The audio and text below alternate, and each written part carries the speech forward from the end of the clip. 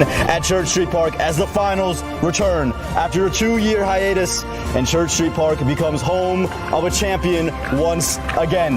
The Atlanta Fire and Chicago Kingsmen are all set after a long journey in this 2025 season to get back to this spot and try to claim a champion. I'm Om Patel, and I'm joined by Nate Hayes, as always. And Nate, we've been here all year long, and the playoffs, they come to a conclusion tonight. Yes, they do. And just like Morrisville receiving the final here, Atlanta's back in the final. The last time the final was here, Atlanta was here, and now they're back. 2022 was the last time they were here. They lost, but they got a lot of stars on the team. Shakib Al-Hassan, Stephen Taylor, Aaron Jones, but it's about Rishi Pandey this week. 137 runs in 3 innings. The youngster scored 2 Super 8 half centuries.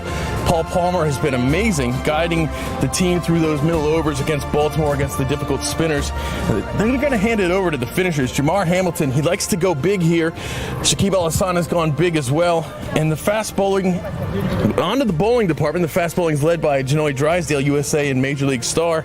But it's all about the spinners here for this Atlanta Fire team. We're going to see Shakib Al-Hassan in the power play, possibly Sunny Patel as well in the power play. This left arm wrist spinner from Canada, Ansh Patel, has been absolutely sensational. He'll be joined by Stephen Taylor in those middle overs.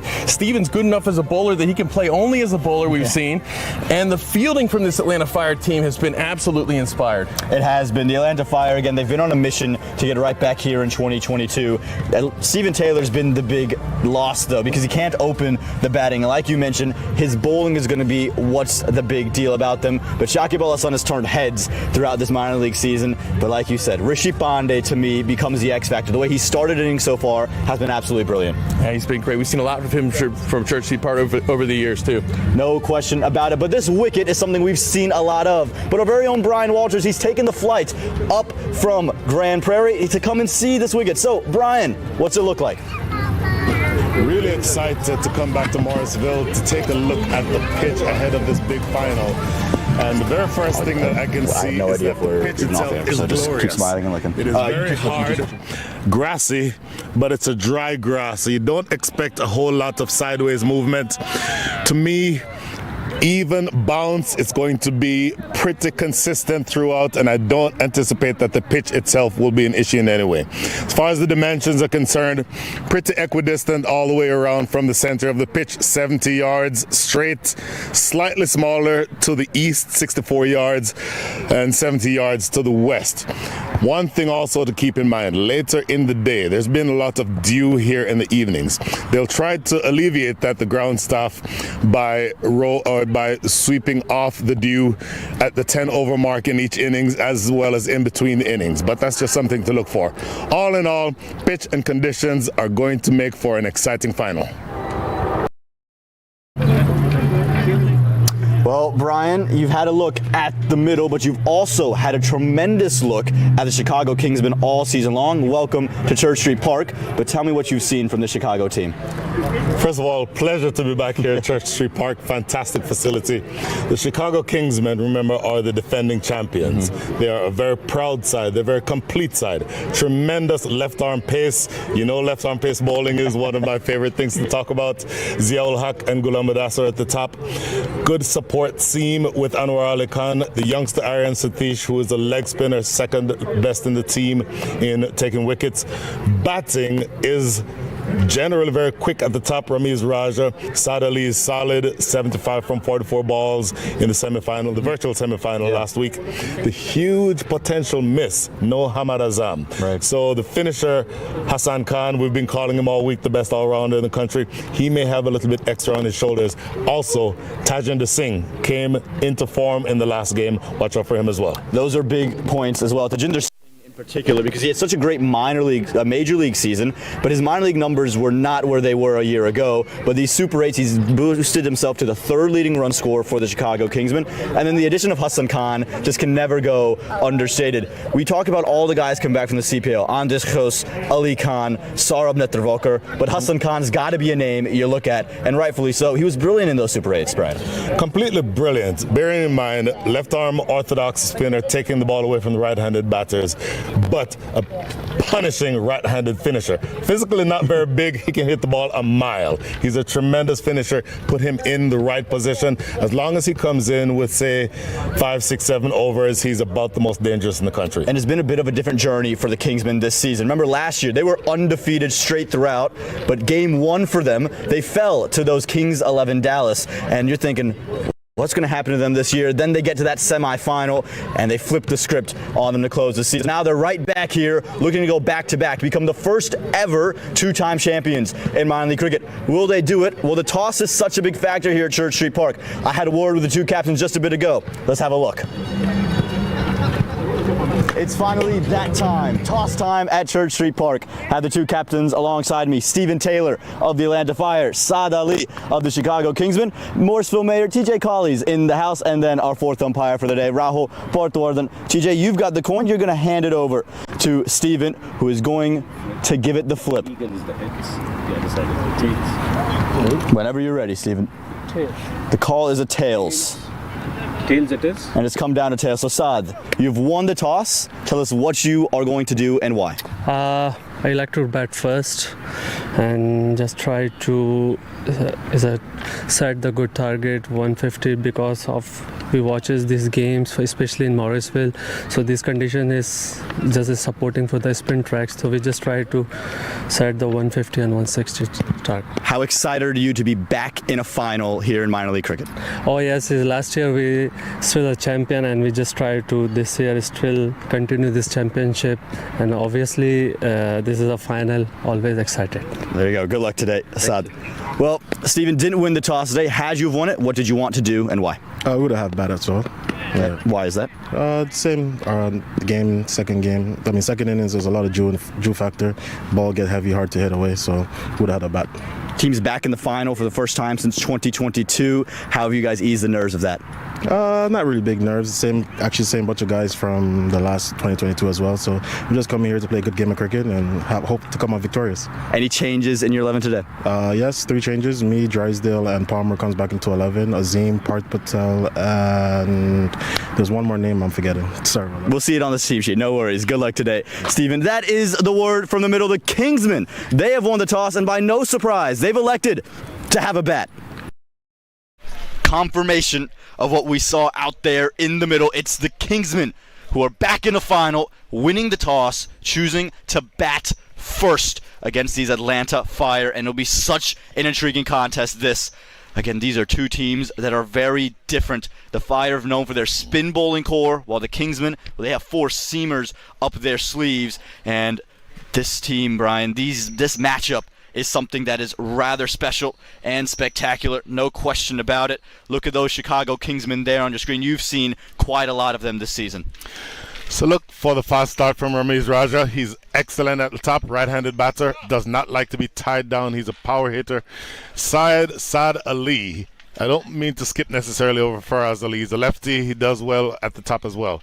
But for me, a huge factor here, Saad Ali as captain and as a solid left-arm batter is, to me, going to be very important in that middle.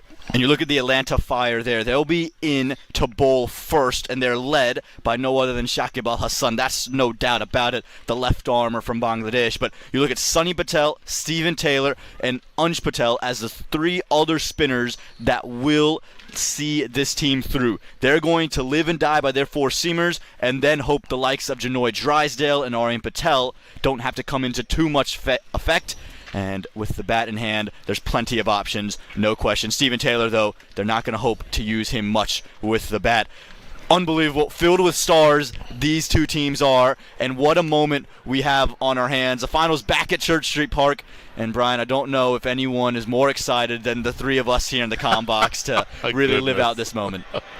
It's tremendous. I mean, look, we are all cricket nuts at heart, and knowing that this facility is the way that it is, really passionate fan base here in the Morrisville, North Carolina area, and just having a chat with the Mayor TJ Colley ahead of time. He's really proud of what this facility is and the attraction that it brings to the community. Absolutely brilliant to be here. No question about it. And again, it's chance of history here. The Atlanta Fire looking to win this minor league for the very first time versus the Kingsmen trying to go back-to-back, be the first team to ever do it. Teams are lined up and ready for the national anthem. And beautiful rendition starting now.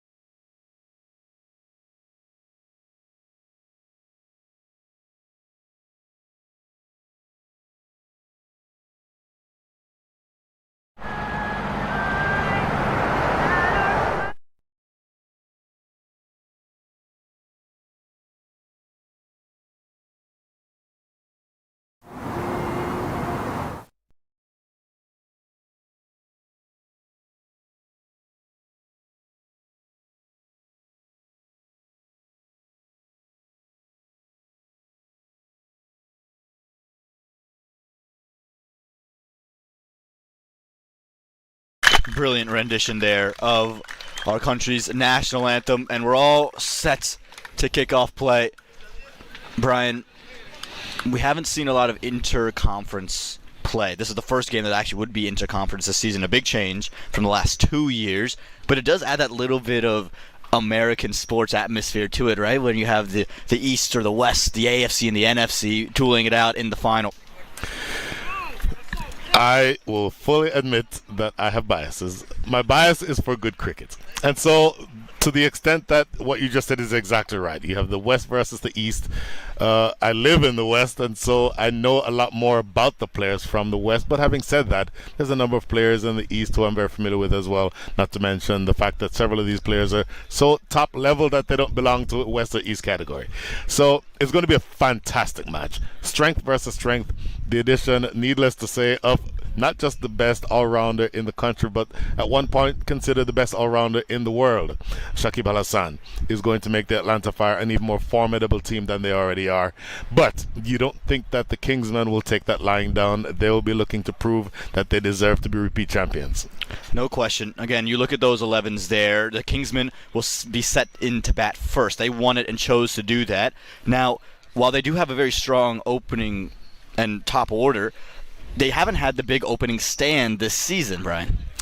They have not, and some of that is likely due to the fact, and I hate to pick on him because I talked so positively about him earlier. Ramiz Raja likes to get on top of the bowling. Many times that is a benefit. Sometimes it works to his detriment. So you might see him charging down the wickets and york himself to a pacer, or go dancing down the track to a spinner and get stumped.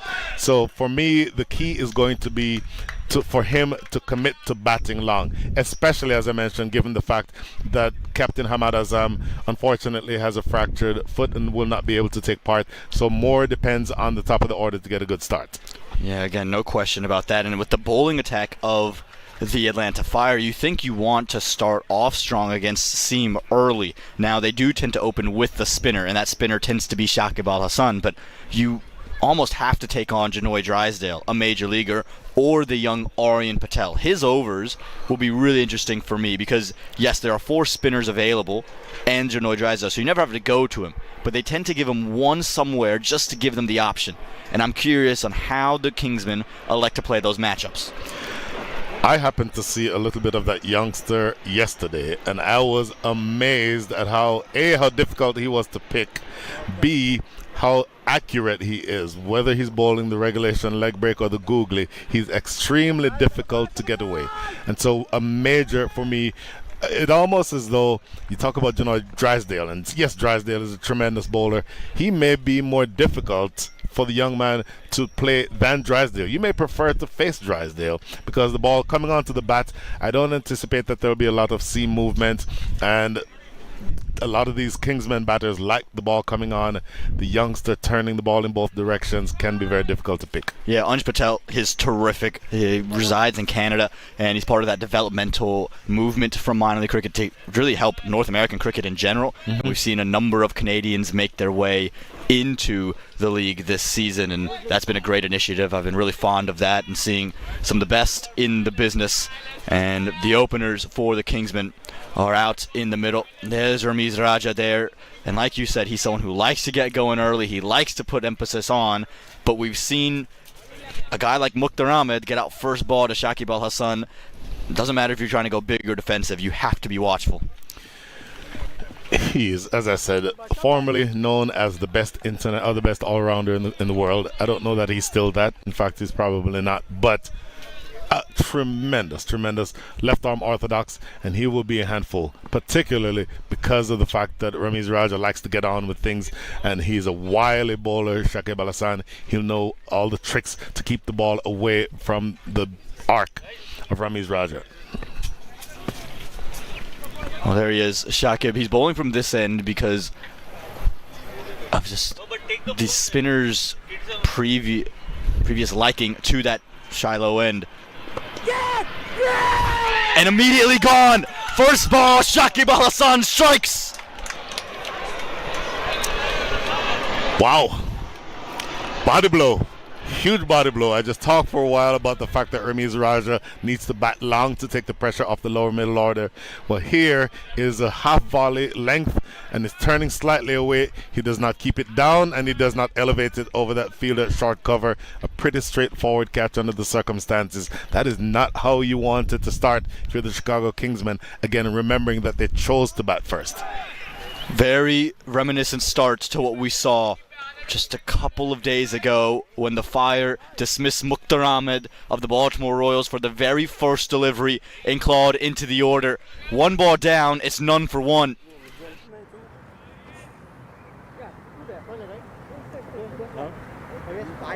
Yes.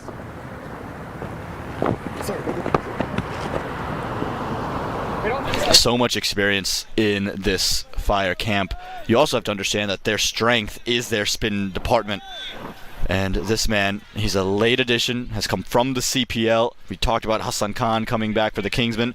A left arm spinner has come back for the Fire, and in his first year in minor league cricket has been sensational and has found form in these Super 8s and these playoffs. He had 5 wickets through 3 Super 8 matches, and his best figures were 3 for 6. That against those Royals. Now here's your matchup. Captain Saad Ali is out in the middle. Boy, how much depends on Saad Ali now, for a number of reasons. First, he's the captain, standing in, and he realizes that the top order is not quite as strong as it used to be. For 2, a left-arm batter ball is turning into him from Shakib Al Hasan. And the fact that the ball is turning in, you would think would provide the opportunity for him to score big, looking to go over that mid-wicket area, but you can't take that chance because you have to be able to bat long. Gets so much drift, Al Hasan. That's where he's at his very best. And maybe not the turner of the ball, but the drift has been phenomenal.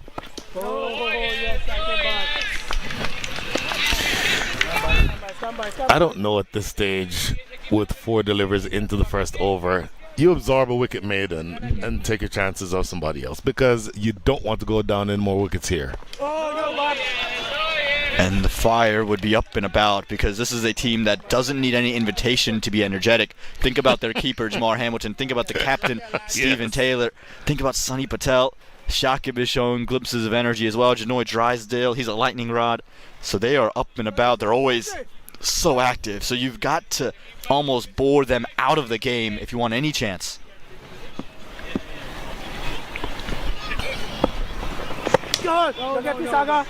And it is that wicket maiden you were referring to. What a start. Shakib Al Hasan is none for one. Good start, boys. Good start, boys. Keep going, fellas. Keep going, fellas.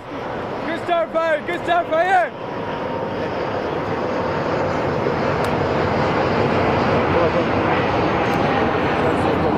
Easy from point. Yeah. Arches that point. Okay.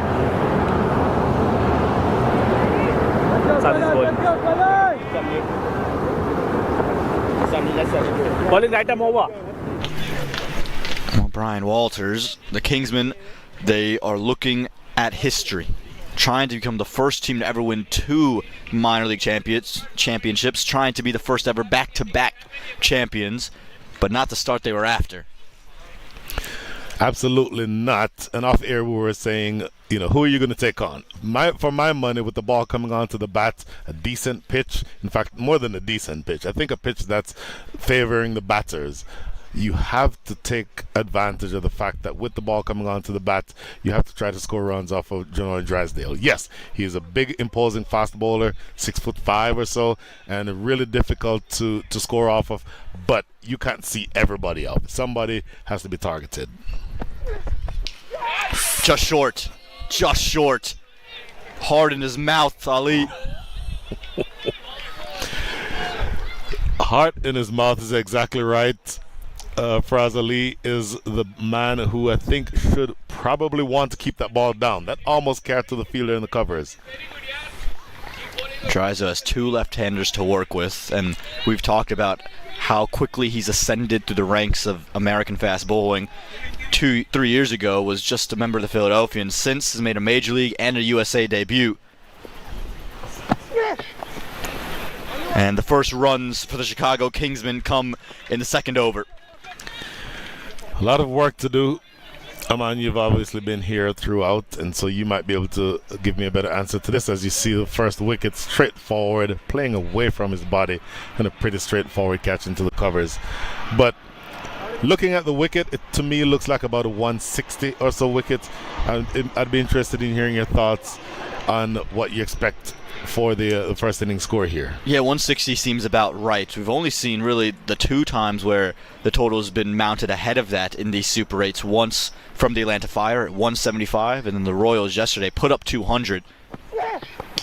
But that was after a sensational start and then some sensational power hitting in the back. You reckon 160 is going to be good enough to win this game? And it goes back to the decision at the toss. Most would have thought you win the toss, you choose to bowl and take advantage of dew. That's so available here in Morrisville, North Carolina. But because it's October, it gets colder just a touch faster, and the dew actually comes in the later part of the first innings, so you're able to take advantage of it, and it's not quite as wet. So the ball will maybe just start to deform. As that one's maneuvered well enough and picks up 4 runs. Got on his hip, bowling over the wicket to the left-hander, which I think is a better angle, but it's too straight. You want that ball to be outside the line of off stump, and when you're that straight, nobody in the deep, you see on that replay, the ball pitching outside the line of leg stump and then going toward maybe the hip of the batter. Sadali always is going to want to cash in on those.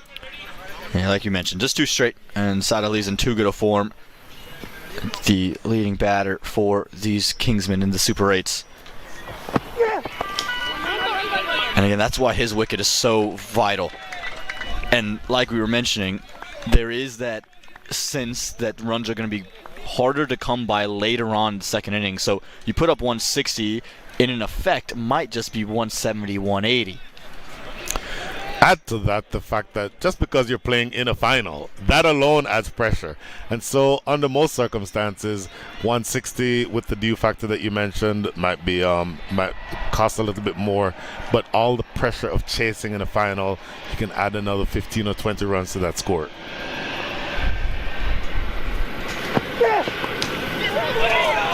Just short again.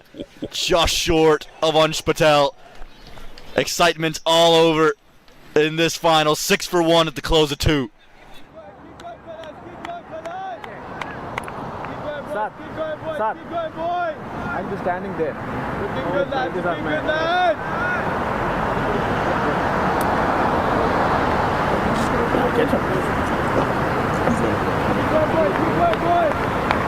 Yeah, we can need somebody to go there.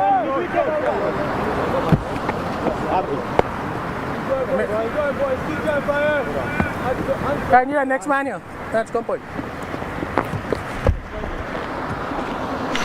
The big surprise of the Super 8s was Stephen Taylor not batting, and it's because there was You can see it right now in his left hand, that little bit of bandage and cast that's come on, so it's going to be tough for him to grip the bat. But he's in the team for what he does with the ball. Remember, against the Royals, took the 2 big wickets of the day, and he's got 2 left-handers to work with. Do you like the move, Brian, after a wicket maiden from Shakib Al-Hasan to start? I like the move for a number of reasons. You have 2 left-arm orthodox options with Shakib and with Stephen Taylor. But you would think that Shakib Al-Hasan would probably be the more dangerous. You can save him for later in the innings when the batters are looking to hit out. And I'm not trying to say Stephen Taylor isn't a good bowler, but this is a perfect time for him to bring himself on, turning that ball away from the 2 left-handed batters. Well, umpire Harsh Upalaram just wanted to have a little word with Stephen about that run-up. Was getting maybe awfully close to stepping over. Oh, yes! Come on, man! Excellent running. Excellent recognition that the fielders were just a touch too deep in the ring. Boy, it becomes so important. You've eaten up a ton of dot balls so far. You've gone around 10 or 11 dot balls so far in the innings, and you have to be able to find ways of manufacturing runs. And you're exactly right. The fielder is a little bit deep on the inner circle and just tapping it into the offside and picking up those quick singles. Such an important part of the game. Oh, yo, Pablo! Excellent commitment. Paul Palmer. Was rested a day ago for the Atlanta Fire, and he's back, and he's already taken a brilliant catch, and now showing off the efforts at cover.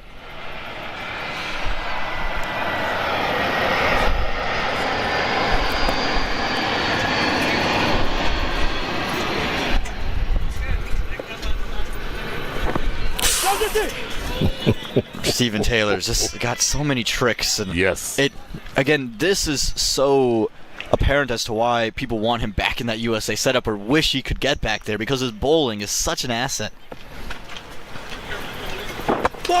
Yorks, Ali, and they will get through in the end. Stephen Taylor may be a touch upset, but just 2 runs from over number 4, 8 for 1.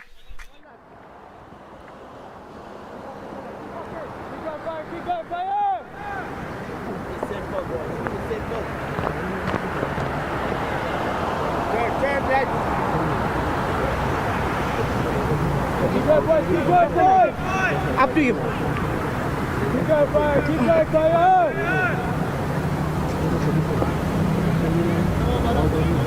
Keep going, boys! Keep going, boys! Keep going, boys!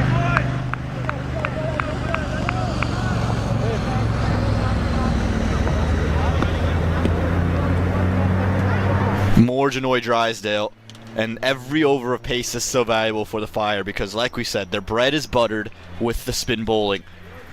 So to just keep the Kingsmen down against the seamers makes their case so much better.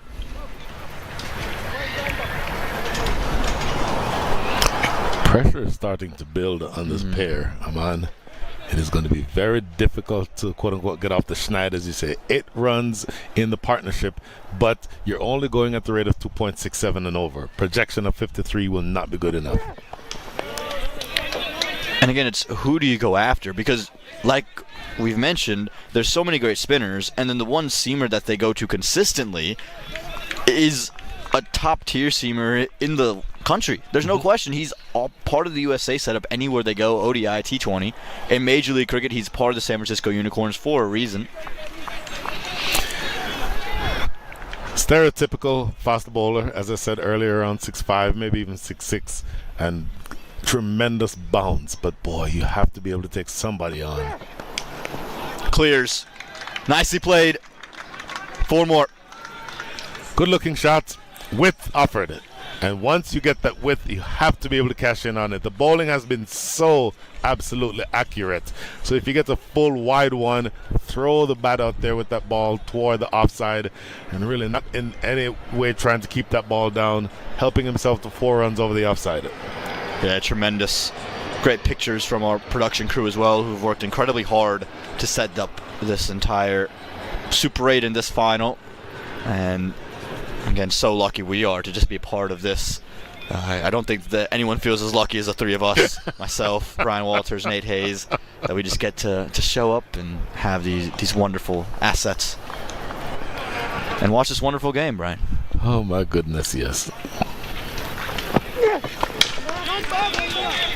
And so Drysdale with a much better delivery here. For me, it is going to be interesting, Aman, to see, number one, if you can cash in on the loose deliveries when you get them. Have to do that with the bowling being so tight. But number two, how do you find ways to score off of the good balls? Push the ball into a gap, a gigantic gap on the offside in front of square, and you have to be able to take advantage of those opportunities to pick singles up. A run rate right now 3.43, helped in large part by that 4 to start the second ball of the over, but you need more than that.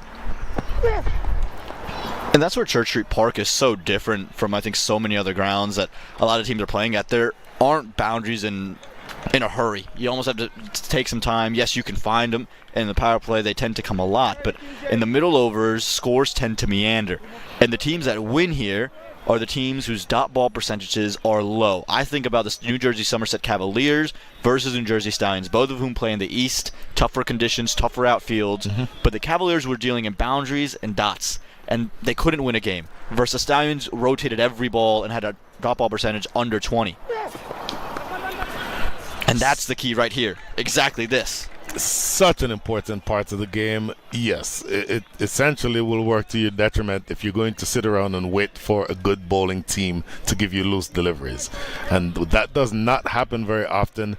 To my count, about 2 deliveries maybe that I've seen in this match so far that have not been bang on target. They scored 4s off of both of them, but that formula to me adds up to a run rate of 3.5.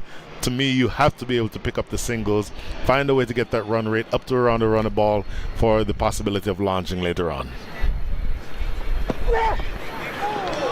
Excellent delivery from Drysdale, and this is why you have to be able to push, because these deliveries are coming. Close of over 4, it's 14 for 1.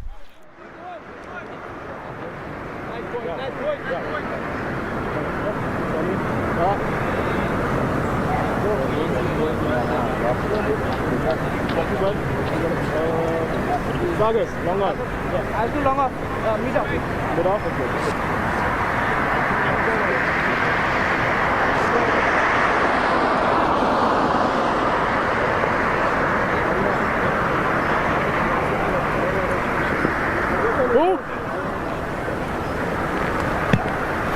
The Shiloh Grove end of the ground has experienced 3 changes in bowling through 3 overs. We've seen Shakib Al Hassan, the 1 over of Stephen Taylor, and now gone to the leg spinner, Sunny Patel.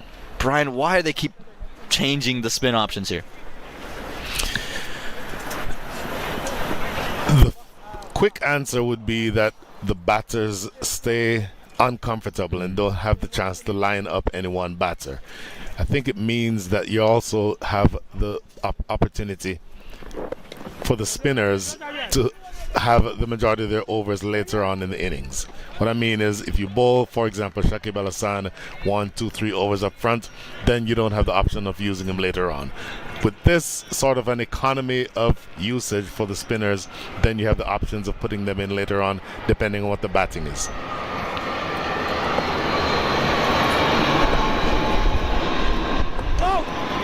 Sunny Patel is awfully quick through the air, so this is a great time for both Ali and Saad to just maneuver the ball into mid-wicket, because you're not really worried about being early. But I remember talking to Sunny Patel yesterday and saying they were dropping Janoy Drysdale, and he said, I heard when you said that. I asked him, okay, so just the one seamer playing today? And he's like, no, I have myself. I've got Azim Chirania. We bowl fast enough. And so there's no question that Sunny Patel is going to try to rush on to batters.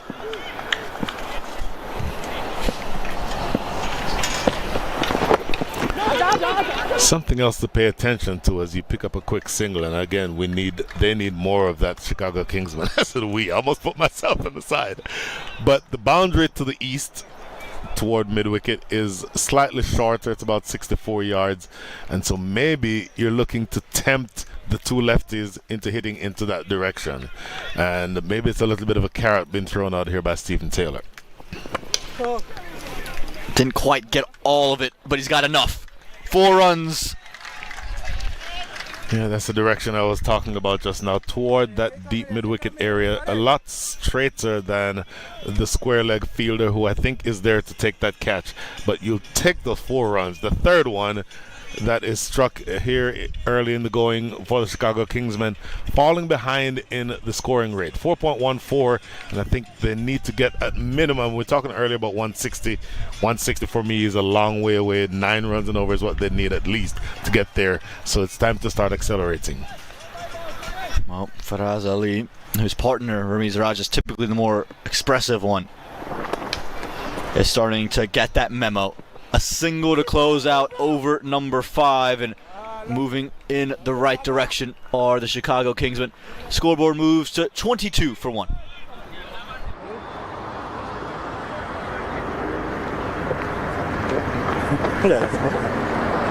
Keep going, boys. Keep going. Fire. Keep going, boys. Keep going. Fire.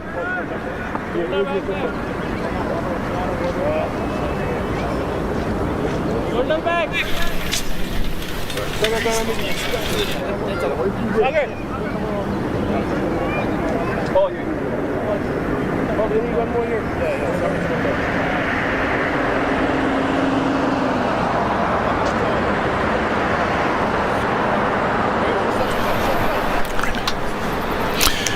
Ladies and gentlemen, back here in Morrisville, North Carolina, and one of the most special things about this place is the opportunity to work with these 2 young men. Aman Patel, who announces himself.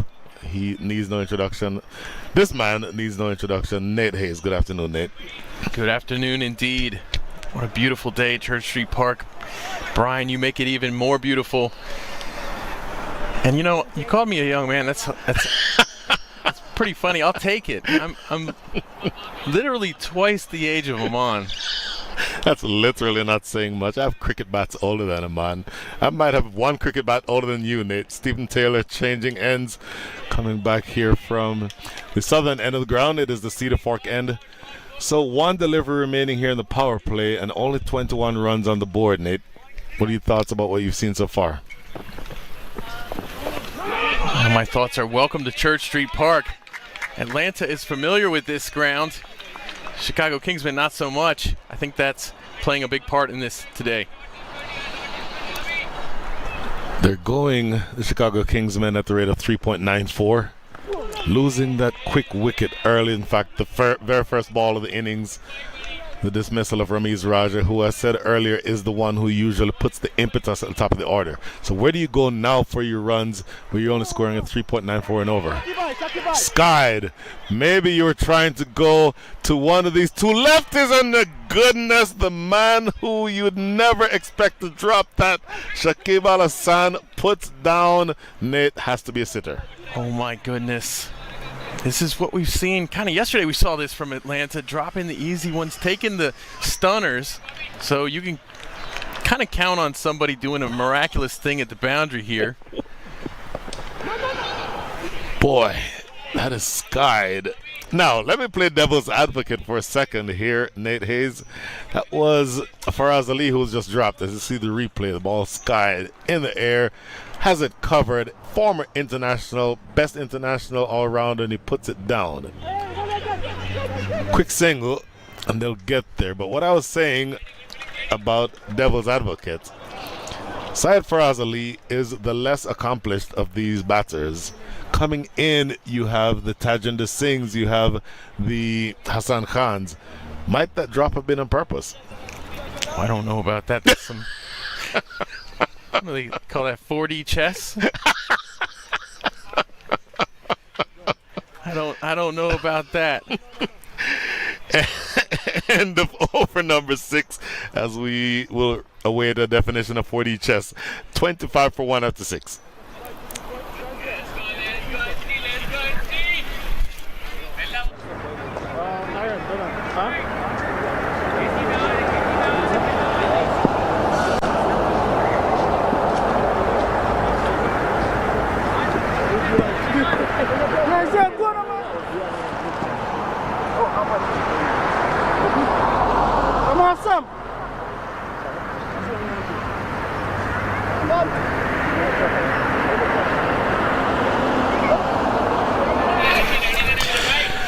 power play is done. 25 for 1. Nate, if this were a boxing match, how do you score the 6 rounds so far? Well, as by the way, Ansh Patel is now into the attack. As someone who doesn't watch boxing, let me Google how to score boxing. Okay, I'll ask you a different question. How do you think, which team would be happier at the end of the power play? Well, I think Atlanta definitely will be happier. They would have been thrilled taking that second wicket in the power play and having Chicago at 25 for 2. But they'll take 25 for 1 any day. Just one. Well, you certainly are in a position now where maybe you've weathered the storm. You were helped tremendously by that drop catch by Shakib Al Hassan. But you've been there for a while. Asad Ali, 10 from 16, Faraz Ali 15 from 20. So both of them striking it at under a run ball. So they have accelerating to do, but the partnership is building slightly. It's at 26. How do you get your runs from here? That is one way of doing it. Huge hit, but did he get enough of it? He did not get enough of it. What a catch down on the boundary. That is Saad Ali. That is the end of him. That is another body blow. 26 for 2. Well, this is enormous. Saad Ali has been absolutely tremendous this season and last season in minor league cricket. And now you take out the lefty there, or one of your lefties. My gosh. Boy, Saad Ali, I think recognizing the need to get the scoreboard moving. Can't score at 4 runs and over and expect to win this match. But we talked about the fact that Ansh Patel is very, very difficult to score off of, and not getting that bat anywhere near the middle, or the ball anywhere near the middle of the bat. And Saad Ali, the captain, falls for, to me, an undercooked score. You want Saad Ali to be somewhere around at least the 40 or 50. Scored 7-5 in the virtual semifinal in Grand Prix this past couple of days ago. And now, to me, this becomes a very difficult partnership, or a difficult position for Chicago to be in. Tajinder Singh is now at the wicket. Tajinder Singh is off of the back of a return to form. Does he have it here? Well, one way to get these runs in these middle overs, well, you do have the benefit of the field spreading out a little bit after the power play. We saw some really tight bowling from the spinners, from the Atlanta Fire spinners in the power play that made it difficult to get anything through. Right now, if you have soft enough hands, you can play the ball into space and run too. That's how you score here in this middle overs period at Church Street Park. We've seen guys like Gajanan Singh manage that quite well. Boy, this young man is so difficult to read because he has the regulation leg break, the one that moves into the right-hander. And look at this here, look at this delivery. So he comes in, moves it into the left-hander, but he has the googly that goes away, which is why Stephen Taylor, top left of his screen, is at slip. Because the most difficult thing about him, to me, is that it's difficult to pick where the ball is going, whether it's coming in or going away. He's been very effective against the righties. He's been effective against anybody. He's taking about 2 wickets in innings every time he goes out there. Just nobody looks comfortable against Ansh Patel. You've got to be kidding. Looking for the big sweep. I don't think that's LBW. And how did that not ricochet back onto the stumps, Nate Hayes? A little bit of luck there from Tajinder. Watch this ball pitch. Oh, it's straightened up quite a bit right onto that. Definitely got a lot of edge there, but he's lucky it did, because it is straightened back out, didn't it? Oh, that is the only thing that saved Tajinder Singh there. End of over number 7, a successful one for the Chicago, make that for the Atlanta Fire. 26 for 2 after 7.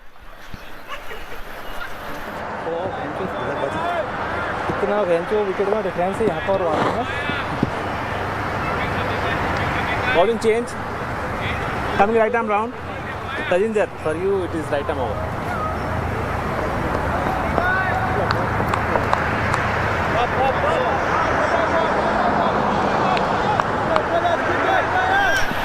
Nate Hayes, I will ask you on the air what I just asked you off air. Who are you going to attack? Where do you get your runs here? 3.71 is the scoring rate. Well, I think you got to have a pretty good relationship with the creator right now. I think that's what it's going to take. But so you're calling for divine intervention then? I mean, look, but we do have Tejinder Singh in the middle right now. Faraz Ali, both of these guys, very skilled, very capable. You know, they're just going to have to start playing ones and twos, rotate strike. You don't want these spinners to have too many cracks at you. I mean, you said that a couple of times, and it's, to me, the absolute key in this stage of the game. Now, one thing that you can think about is which spinners do you attack? Earlier, Aman was talking about the fact that Sunny Patel darts it in. He's difficult to use your feet to get to the pitch. But maybe when Ansh Patel comes back in, you look about using your feet to try to get to the pitch. One of the ways to take which way it's turning out of the equation is to land, to get to the pitch when it lands. And we'll see if they can do that.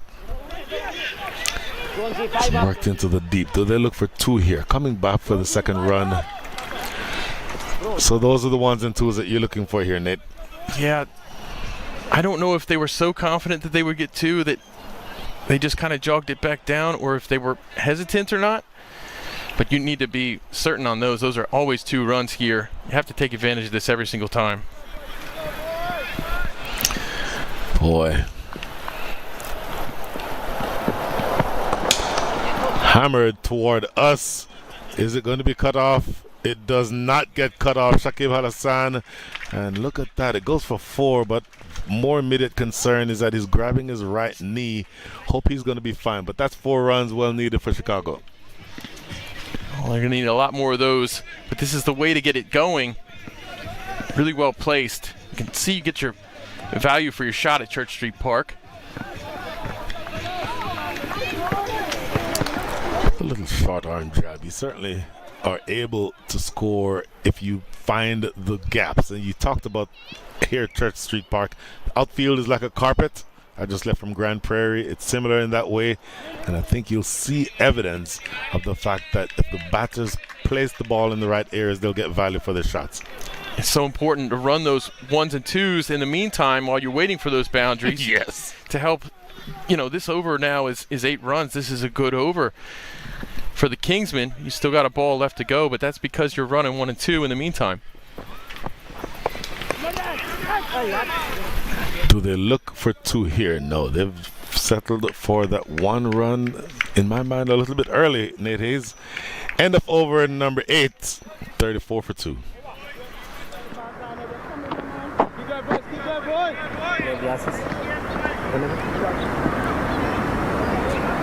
Keep going, fellas. Keep going, fellas. Keep going, boys.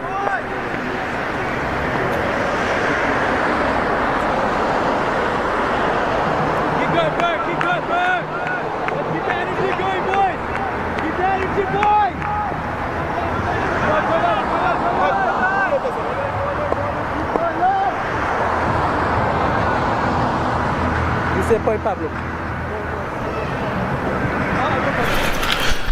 Nate, a very festive environment. You hear the music.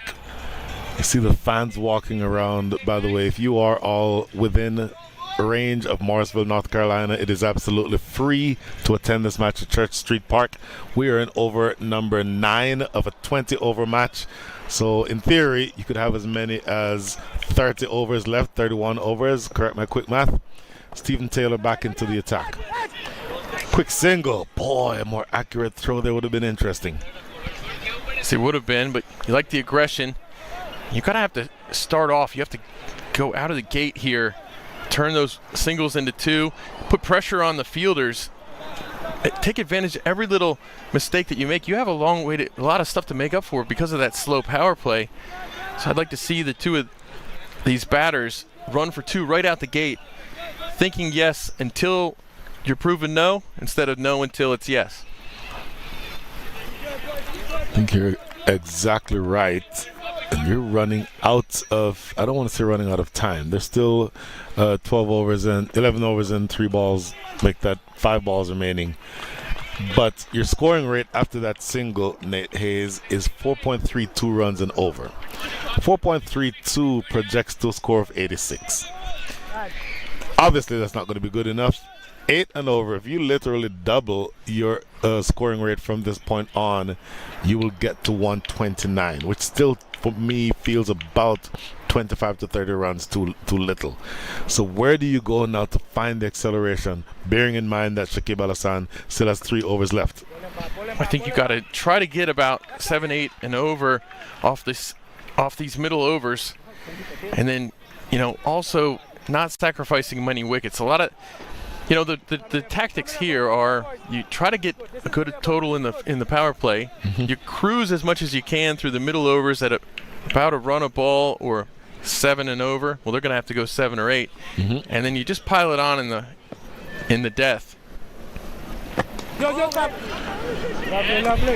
Well, piling it on in the death feels like a far cry away from where you are now, with 2 balls remaining in over number 9, and you're not even at 40 runs yet, Nate. I don't think that this feels like what they had in mind in Chicago when they chose to bat first. Do they push for 2 here? They are pushing for 2. That's the aggression that you want to see. A direct hit there could have been interesting, but boy, you need a whole lot more of that, Nate. Yes, you do, and you see it. We had an interesting situation there as it went through and got through the backup. Obviously, they're running so hard for that too. You see Steven. Steve, first of all, 2 things. He said it was this close with his fingers about 2 millimeters apart. Then he was confirming with the umpire that we do have the ability to have third umpire replays on runouts and stumpings. That's something to pay attention to. 1 run down the ground. So the last 2 overs, Nate, have yielded a combined 15 runs. So this is a good look at it. See what the umpire would have seen. Boy, it missed by a hair. And let's just say that he had not yet started sliding his bat for Azali. End of over number 9, 41 for 2.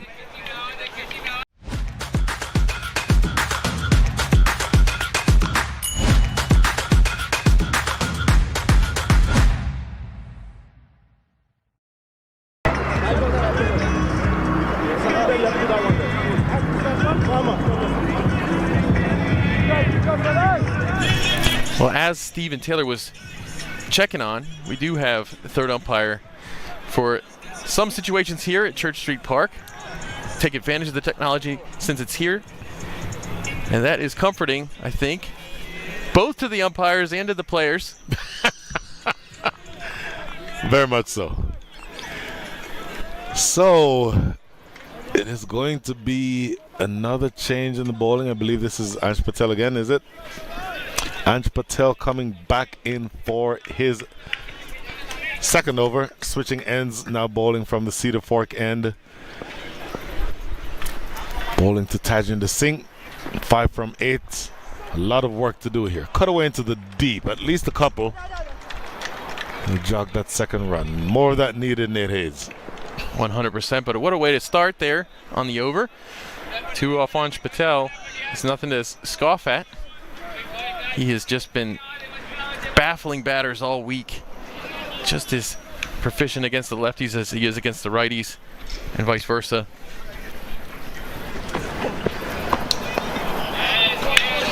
How much depends on Tajinder Singh? Had a relatively lean minor league after a strong, powerful major league season, but looked the part, scoring a 50 in that. I keep referring to the virtual semifinal against the Kings 11 Dallas side on a Friday or Thursday night it was.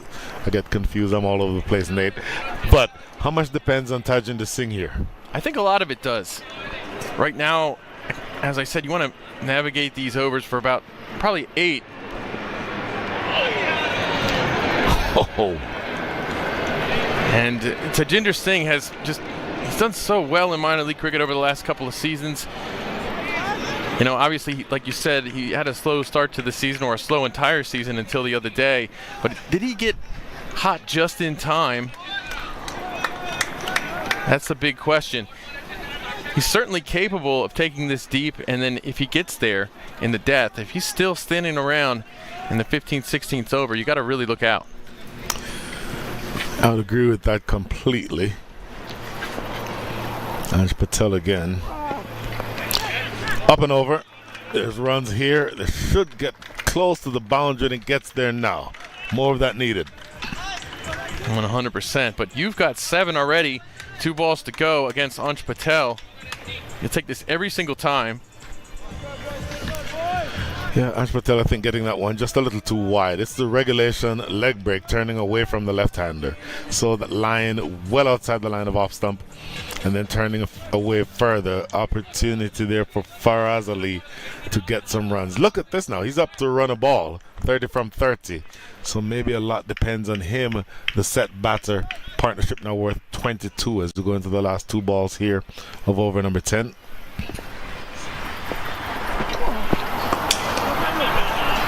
Well, we have seen some big totals put together by batters who start with their first 20, 30, even 40 balls at somewhere around a run a ball. We saw Rishi Pandey explode after going probably about 20, 22 balls at a run a ball the other day. And then Sai Mukamala, my gosh. I enjoyed that from afar. I will say that. It was a pleasure to see it up close. That's through. A lot of work in the deep for Aaron Jones. Haven't called his name yet. Good strong throw. Cuts off that second run. 9 runs coming from the over, though, so a little bit more productive. 50 on the board. Halfway through the innings, 50 for 2. The annual Atlanta Open T20 tournament returns October 7th to 12th in Atlanta, Georgia. Presented by Atlanta Fire Cricket and Tariq Real Estate, 12 teams packed with the best domestic and international T20 talent will be on show. Catch live action on the MLC Network, Willow Cricket, and T Sports.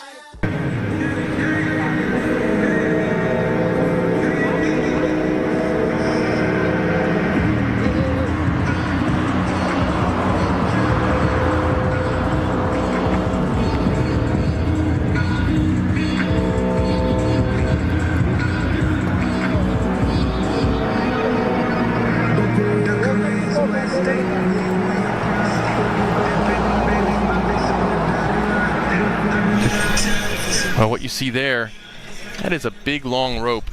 What that does, I'm going to drag that around the field. It's going to take some of the moisture off the field. We're going to need this today. We've seen throughout the week the dew coming in early compared to the summertime, and that's going to help make it less of a factor, soak some of it up. And you see the scorecard there. Faraz Ali right up to a run a ball right now, showing a promising start.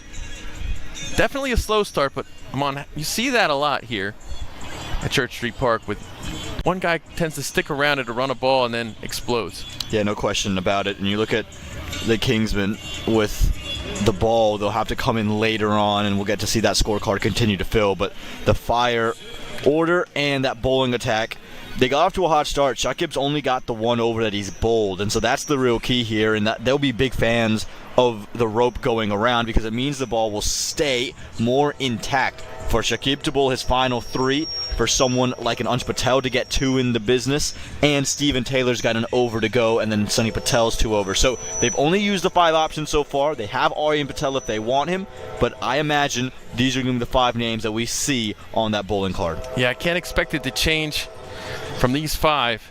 They have just about everything they need, they'll think, to attack this Chicago Kingsmen team. Right now, Shakib with the wicket on the first ball. How many times is he going to do that? Yeah, second time he's done it in these Super 8s, and you can see the rope there getting drug around. So this won't be the only time we see it. We'll see it happen in this 10-over period. We'll also see it in the innings break, and then you'll see it in the second innings during the 10-over break. And the reason for that, again, like you said, Nate, the extra dew that's been put in is just to keep everything fair, keep the ball in better condition, and there is another opportunity for the ball to get changed. The umpires will be monitoring the ball. They'll be having the rings that the ball has to go through, and if they feel it's not sliding in as good as it should, well, then they're going to make sure they change the ball when they can. Yeah, absolutely. And see, it's nice to see little things like this. These things excite me here at this Church Street Park ground. Just taking the next step in improving the quality of cricket in the USA, leading the way, Morrisville, North Carolina. Yeah, no question about it. Again, this is what minor league cricket has done. It's innovated from its inception. We've seen this year they start to bring in more developmental Canadian players to boost North American cricket. And it's proved to be a great thing. Think about Aaron Johnson and how great he's been out on the West, and then Anj Patel here as well, here for the Atlanta Fire. So plenty of stories, plenty of innovations, and plenty more to come with the minor leagues in the future. Yeah, this is a big, big game. This is 2025 Minor League Cricket Championship Final. And we're going to see an over of Shakib right here.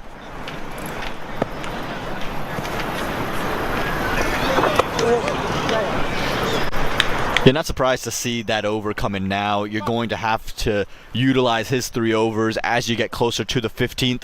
Yes, you're going to use a spinner in the depth, but you don't want that spinner to have to bowl 2 or 3 consecutive. I think you're going to see them use Shakib until he's got 1 left. Same with Sunny Patel. So there's 3 overs of spin to come, and then go 1-1-1, Stephen Taylor, Shakib Al Hasan, Sunny Patel, in whatever order, to make sure that you're not letting the batters sit there and read you, particularly 2 that are forming quite a nice partnership.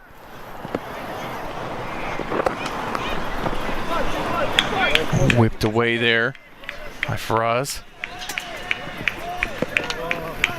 Yeah, man, this spin attack is just so dangerous, and it's almost like this is the perfect place for it. Church Street Park has been great for the spinners.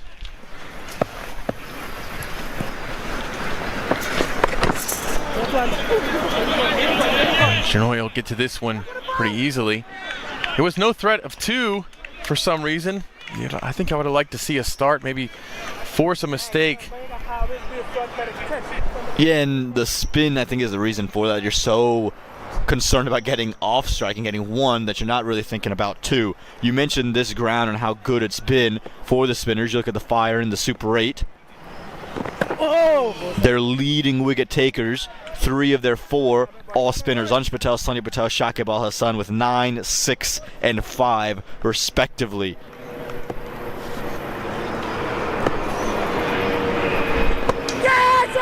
Yeah, Stephen Taylor had 2 big ones in the game against Baltimore, 2 extremely big wickets.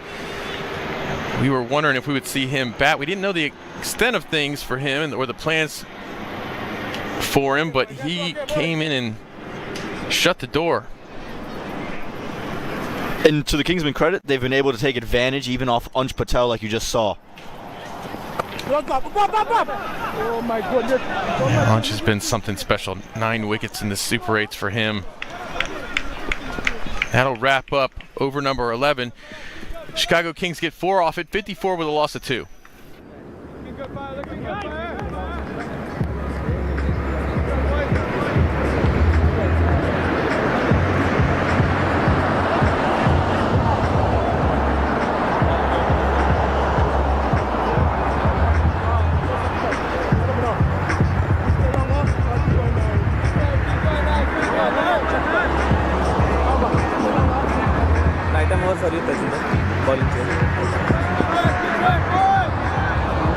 Bowling change.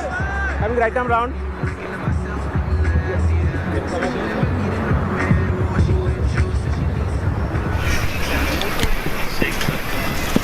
Sunny Patel, my goodness, what a season he's had. Put up 20 wickets in the regular season, 6 in the Super 8s. This one was very well struck. Slows down a little bit. They do scamper. Oh! There's an appeal here. Very casual, Nate. I do have to say, incredibly casual running to that. That striker's end was Tajinder Singh, or rather Faraz Ali. I don't think he expected Paul Palmer to put that throw on the board. It's been given not out. We might have a review inbound as well, as you see everyone huddling together.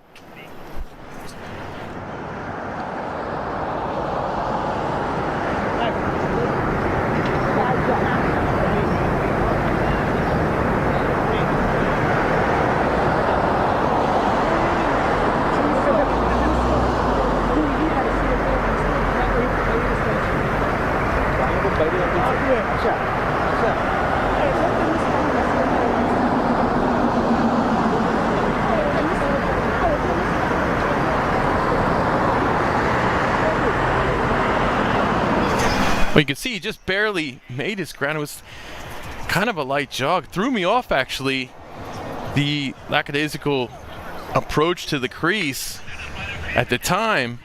That was a nice firm throw from Paul Palmer, but you got to know he has it in him. Yeah, no question about it. You have to be very aggressive with this field, or with these fielders. You have to be aggressive in terms of your ability to run between the wickets. Always be aware that the ball is coming your way, and Jamar will flick the stumps. If he feels there's any inclination, he's going to flick those stumps off and flick the bails. Would have been a huge moment, that. Would have been an absolute shocker. I mentioned so many times until I'm blue in the face how important it is to run hard here. And you don't want to learn that lesson the hard way. Sunny Patel, he's fought back nicely since that first over where he struggled mightily. They were just pushing him for a couple of boundaries. He's found much more confidence in his change of ends. It'll be a race to the boundary. Dive attempt. What a great stop. That is Sagar Patel. How good has he been in the deep? Like we talked about, the effort in the field from the Atlanta Fire is unquestionable and undeniably brilliant. And this again felt like it had 4 written all over it. Too short, a real drag down, timed beautifully. And look at the left hand at the very end here from Sagar Patel. That's the opposite hand, and he's done it to perfection. Saw him yesterday make some good stops on the boundary. 2 tremendous catches, one of them a juggling catch at the boundary. It'll just be the one. Once again, no real threat to run 2 there. Didn't put anything in the fielders' minds, but you've got 6 off it already, so this is not so bad here in the middle overs. Yeah, no question. Again, the game's going to ebb and flow. It's building yourself up to take advantage later.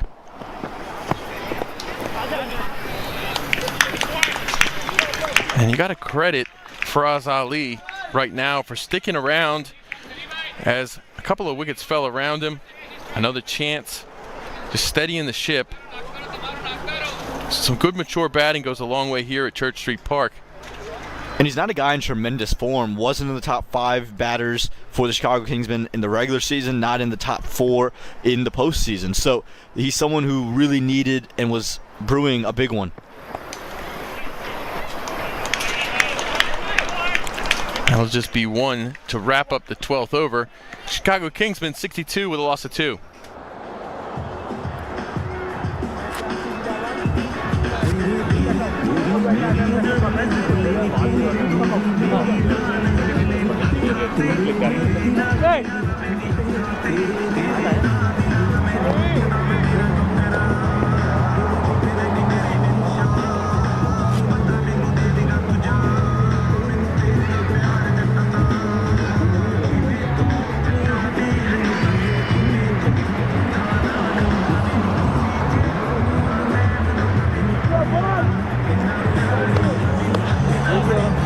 Stephen Taylor will get through his final over here with the lefty Faraz Ali in the middle still.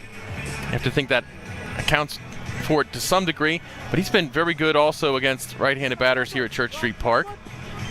We saw him bowl a righty the other day against Baltimore.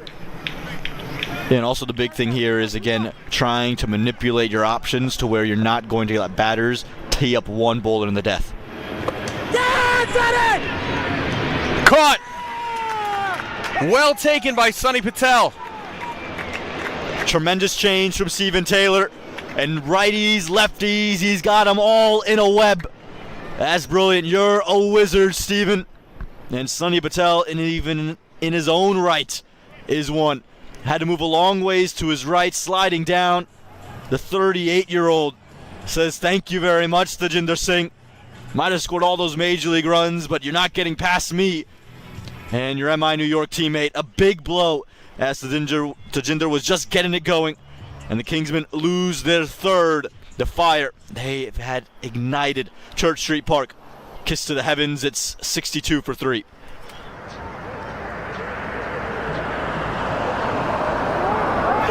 Well, you can see Tejinder understands how big that is. Stephen Taylor understands how big that is. He has been excellent at taking big wickets at the right time. Tejinder Singh is a very big wicket in the context of this innings against this team. And now you got to think a little bit, Aman, if you're a pessimist, about how big it is that Hamad Azam isn't in the squad. It's huge, but if there's one man that can make up for the impact of Hamad Azam, it's Hassan Khan. It's the man who's just come out into the middle. Here's your game for me. He has the ability to turn it on in a hurry. I go back to his major league innings out in the Oakland Coliseum. 42 off of just 18 deliveries. He was sensational then. He's got to do something similar today.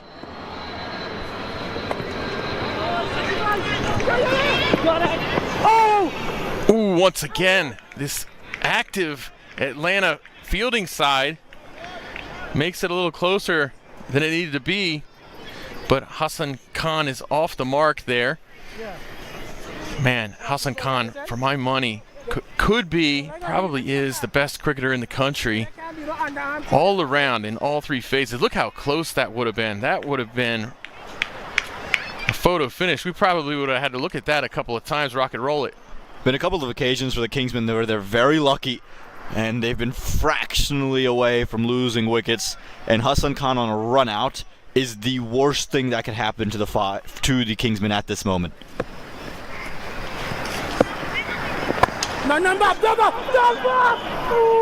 Well, this Kingsman side trying to repeat as champions last season did so in extraordinary fashion. They clinched the championship down in Grand Prairie, and this Atlanta Fire team trying to get their first championship after failing in 2022 at this same ground against a star-studded Seattle Thunderbolts team. And they'll have to do it in the same manner, chasing. Remember, they were trying to chase down a total in that 2022 final, and they came up short, even from a position where you thought they were in the clear. And then Shubham Ranjani and Fani Samadri had their say.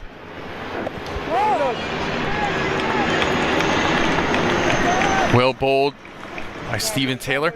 Hassan Khan coming in here in the 13th over. Normally, you're thinking, okay, there's nothing unusual about this. 3 wickets, 13th over, no big deal. But there's only 64 runs on the board, and that's a big problem. But there's 64 runs on the board. You could thank Faraz Ali for that as he comes on strike. Yeah, as you said, this Kingsman team are used to those building blocks being set in place for their big hitters, for the Hassan Khans, the Hamad Azams, the Mohsins. And that change is now something to really scoff at, because there needs to be a real change in approach as we close the 13th over, 67 for 3.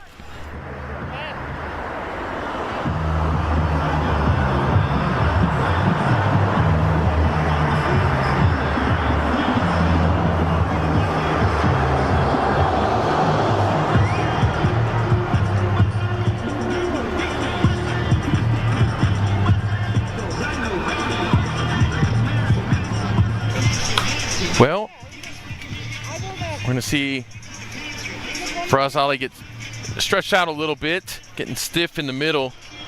And this batting team has been stiff in the middle so far through 13 overs. They've only managed 8 runs or more 4 times.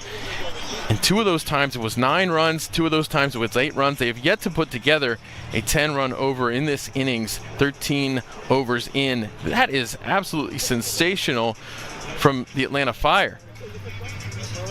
No question. And again, this was always going to be the matchup. How do the Kingsmen adjust to the spinners of the Atlanta Fire? That's something that they wouldn't have seen on a ground they wouldn't have seen. It's new conditions, whilst the Fire, they've landed in Morrisville just a couple of days ago, but they've played so many matches here, and they've been able to utilize all that experience. And then you have Aaron Jones and Stephen Taylor, Jamar Hamilton, a core that has been in this very position at this very ground.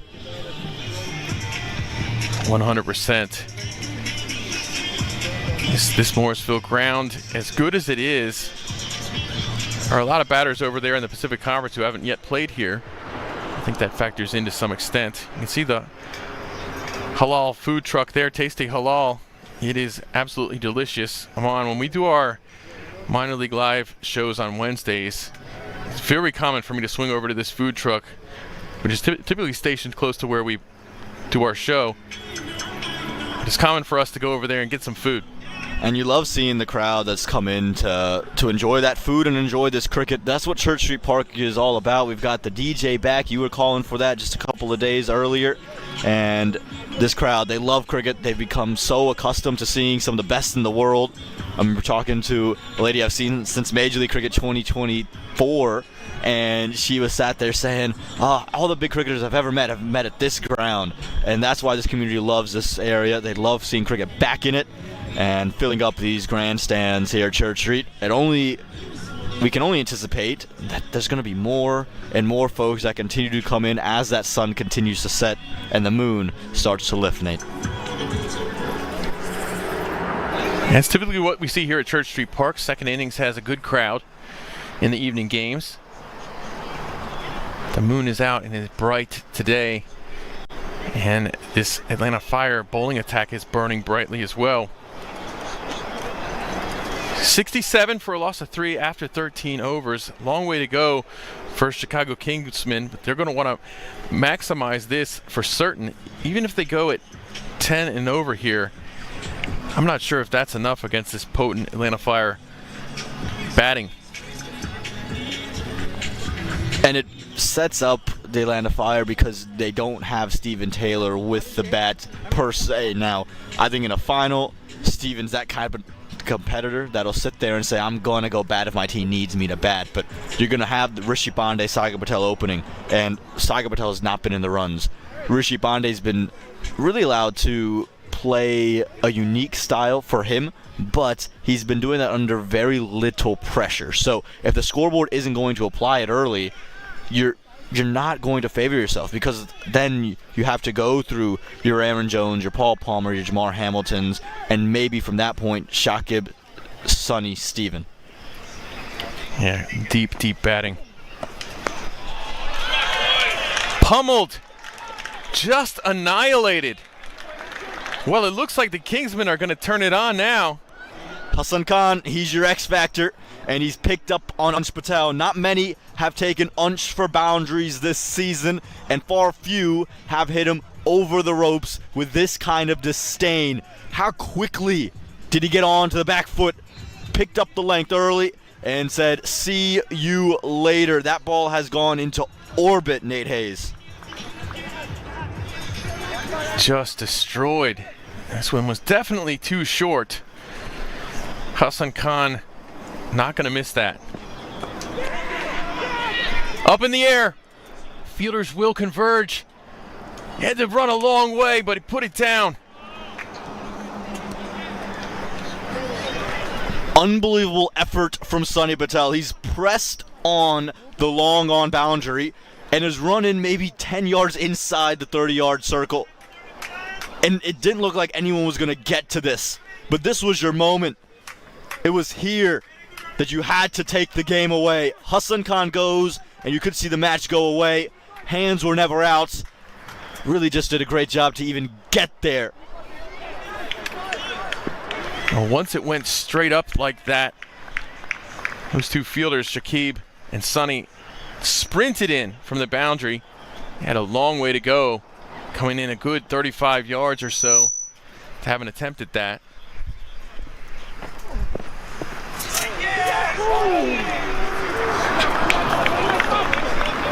Jamar Hamilton, always so active and acrobatic as well in his efforts. Take a look at this. It's just almost had a bit of a ricochet. And Jamar Hamilton says, yep, mine, I'm going to get there. And just barely.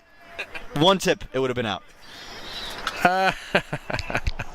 This is why we love Jamar Hamilton. He is a character.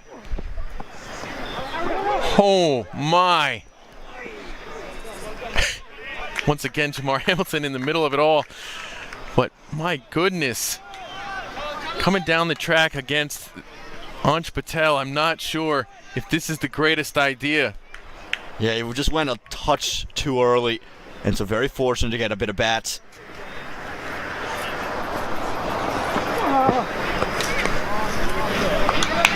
Oh, quick hands there from Faraz. Play that for 1.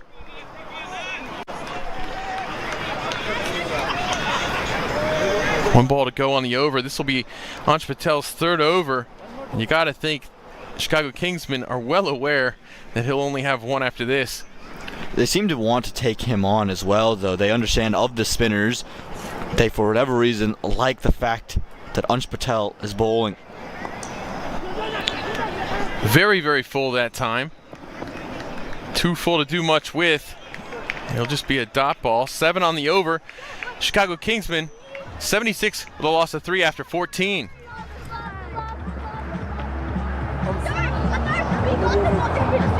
Jesus Christ, none is helping him. See him out there. So, right there, the ball drop now. You see? Huh? So, I see it here.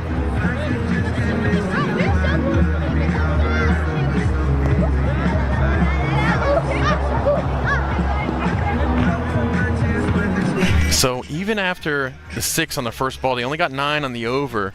They still haven't gotten a double-digit over here against this Atlanta Fire bowling attack, and Shakib will bowl his 3rd over here for the 15th. Yeah, huge over this because you're getting into that last 5, and the Kingsmen would know they would want another 80 runs from this point. So you might just have to take on the left arm spinner. It'll be a test of patience and planning.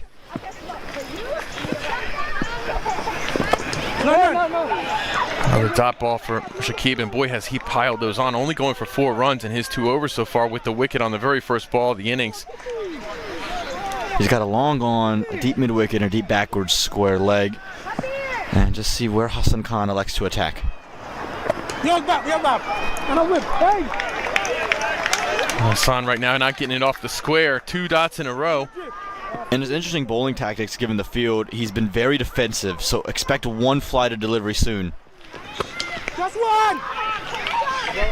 Well cut, right to the boundary fielder. And he'll get off strike, and that'll bring in Faraz Khan, who has been lasting through this innings. You have to think he's going to turn it into another gear shortly with 7 wickets in hand at this point in the 15th over.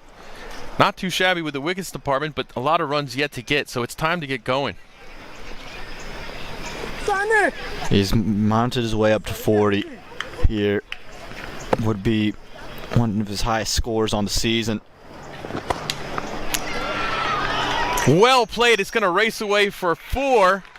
It was 4 out of the gun. And as I said, it's time for Faraz to get a move on things. Yeah, didn't pick up a 50 this minor league season. Faraz Ali has been slim pickings with the bat. Has been really lean in terms of the runs he's scored, but tonight he's put his hand up. And how often do we see a new star rise up in a minor league final, especially at Church Street Park? We see it a lot, not just at finals, but big games here.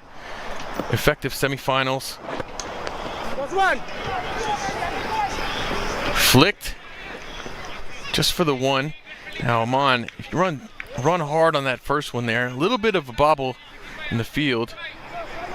If there had been a bit more of a bobble in the field, you could have come back for 2.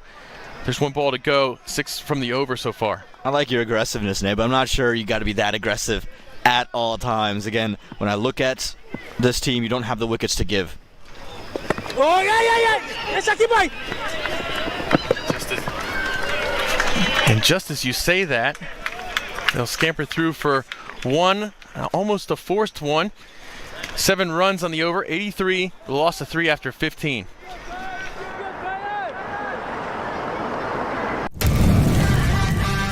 Atlanta Fire, star-studded Atlanta Fire, one of the favorites.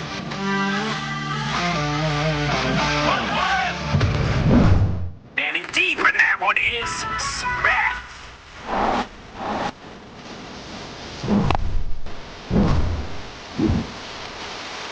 So this one is lobbed into the onside, a slow, short ball.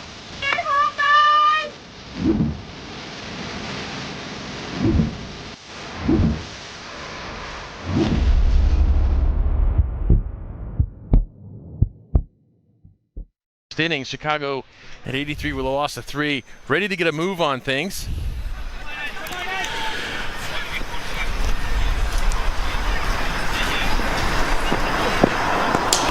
Hassan Khan goes big.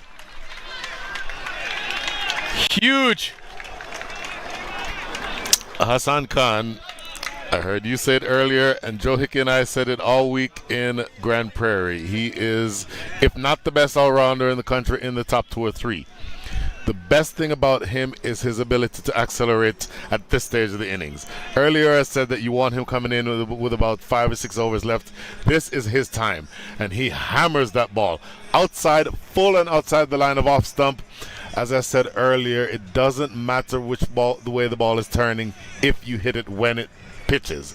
And that time it was over pitched by Ansh Patel, not quite short enough. You want that ball back a little bit to be able to do something off the pitch. Didn't give him the chance to. Big 6 down the ground. Absolutely a big 6 down the ground. Ansh Patel has baffled so many batters this Super 8 that I think it's gotten in some of their heads where they've been unable to take advantage of overpitched deliveries or deliveries too short. We have seen Hassan Khan not even flinch. First on a shorter delivery for 6, and now on an overpitched delivery for 6, and he's going in the proper directions with each of those deliveries.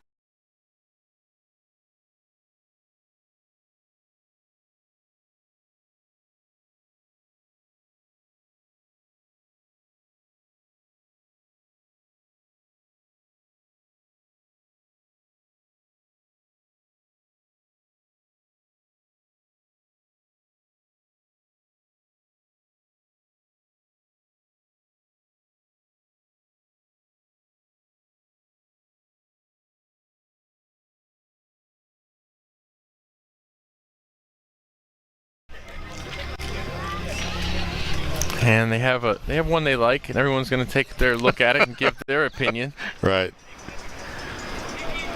Faraz not sure if he likes it or not. He'll probably wait. He'll wait a bit. You got to have an alibi.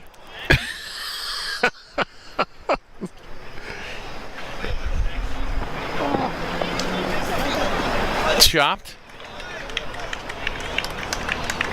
And that's the way. 6 on the first ball. Get off strike. Hand it over to Faraz. Faraz Ali has some work to do. I think playing the anchor role, going just over run a ball, 46 from 44, 5 boundaries. But maybe his role from here is to just go at that same run a ball and have the Hassan Khans and the Anwar Ali Khans. Remember, you're missing the captain Hamad Azam today, so you missed that big bat. But the bowlers down the order can actually score very quickly. So that would be the formula from here.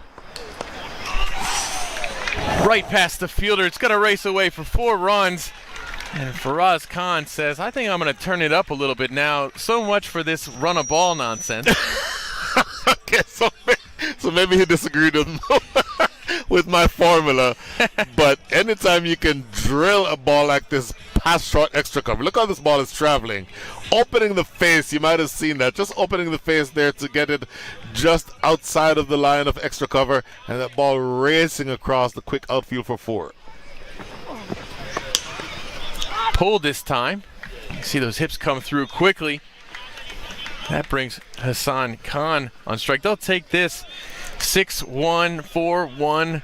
They've already got 12, so this is their first double-digit over this innings. Biggest over of the innings so far with 2 to come. By the way, let's highlight the fact that this is now the second biggest partnership of the innings, 33. Just 3 more to make it the biggest partnership in the innings. And they'll get one of those right here. Ansh Patel going expensive. Very unusual during this Super 8 as he's taken 9 wickets. The Canadian has just been really surreal. This one for 13 runs so far. And Faraz wants more. skips down the ground, straight. There's a dive, and he spills it over the line. Boy, you love the effort from long off. Make that long on. I believe that is Paul Palmer, who's sprinting across the turf. Did well to get to it, but not quite able to keep it from going over the rope. So easily the biggest over the innings. You would need a whole lot more of this if you're Chicago. End up over number 16. 17 come from it, by the way, that for bringing up the 100. 100 for 3.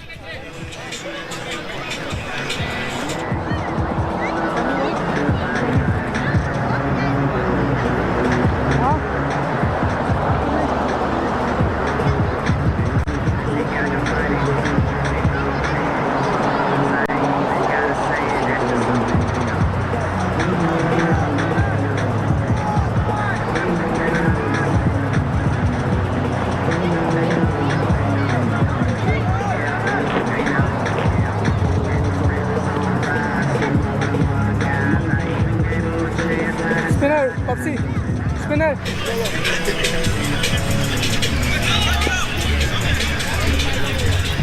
Here we go, Brian Walters. Looks like game on. Oh, game on. You start playing the game of who's going to bowl when. This is a good time to have that game. 4 overs remaining.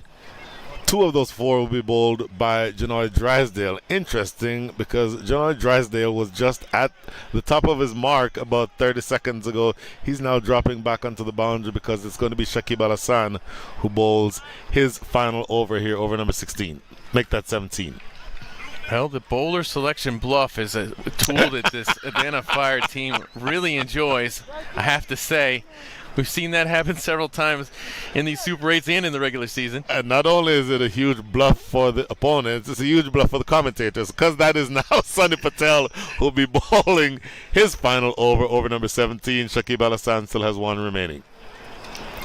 You won't know until the ball's out of his hand for sure. Exactly. Ooh. I will tell you what, that is in his arc. That is the length that he's looking for, Hassan Khan, and I am absolutely shocked that he didn't play that. He ended up getting a little bit lucky, too. You could say that. Pulled. Not enough to get to the fielder. He got lucky on, I think, 2 occasions now. Certainly got away with that one. Played it off the back foot, so not much power into the shot, and only able to lift it into long on. Really, off the bat, I thought that would have been a chance for a catch at long on, but luckily for Hassan Khan, he lives to fight another day. This partnership now worth 39, so the biggest partnership in the innings, both in terms of magnitude and in terms of importance, you think? Oh, 100%. That one, though it was delivered short, you saw Sunny Patel put a little extra zip on it. He's going to, I think, do that to Khan. That one flighted more so, but directly at the fielder, bring Khan right back on strike. By the way, we never acknowledged it when it came up. That single brought Faraz Ali up to 56. 56 now from 48 with 7 fours. So doing more than playing the anchor role, looking to accelerate along with Hassan Khan, 21 from 15.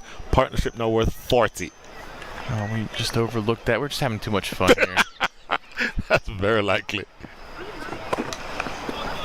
Once again, shorter but quick to Hassan Khan. They're not going to look for 2 at all. They're just going to be happy to rotate strike. It's interesting that you say that Hassan make that Faraz Ali use his feet to get to Sunny Patel. Sunny Patel is not an easy bowler to use your feet to.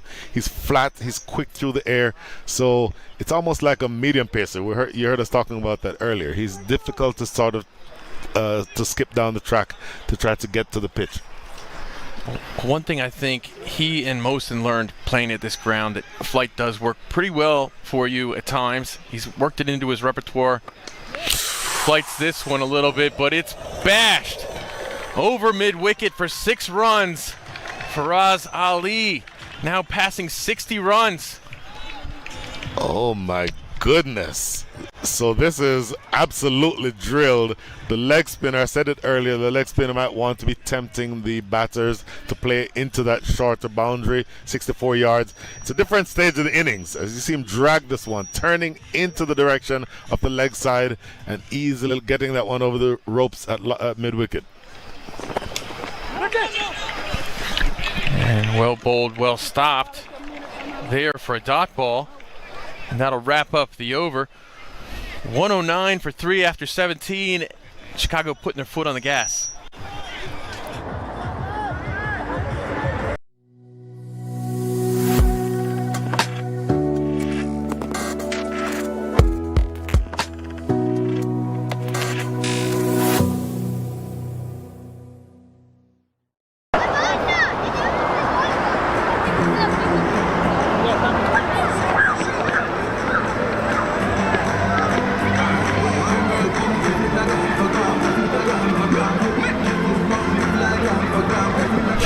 You can see on that scorecard we just saw how important Faraz Ali's innings has been. Yes. And take a look at the Atlanta Fire bowling. They have been quite good. Stephen Taylor, Shakib with a wicket, Ansh Patel with a wicket of his own, but Ansh went uncharacteristically a bit expensive for him, 36 in his quota. Sunny Patel himself also going over 30 for his quota. But we've still got options right now for the captain to choose from, and you can expect Stephen Taylor to take full advantage of that as he's going to turn it over to Jonois Drysdale here for the 18th over, and you got to imagine the 20th too. Absolutely. Drysdale with 2 overs left, so 18 and 20 would make sense. Shakib Al Hassan 1 left, you'd think he'd bowl 19. No other bowler has been used yet, so you can't see them introducing another bowler at this stage. So I think what you just laid out is exactly what you expect to happen. This is a high-powered matchup. This is the irresistible force against the immovable object. Strength versus strength. Hassan Khan will be looking to clear the ropes here.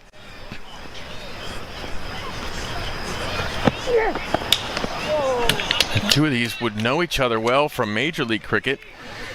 Hassan Khan and Jonois Drysdale with that San Francisco Unicorn squad.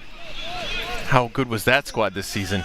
Oh my goodness. A lot of talent. Really just, you like seeing the amount of opportunities for somebody who, like me, has a, let's call it a more wide-based focus in terms of my interest in U.S. cricket. The fact that we now have a major cricket league is tremendous. And of course, this league, MILC, being a feeder league into that MLC setup is something that you absolutely love to see. It's incredibly special. It's incredibly unique in the associate world.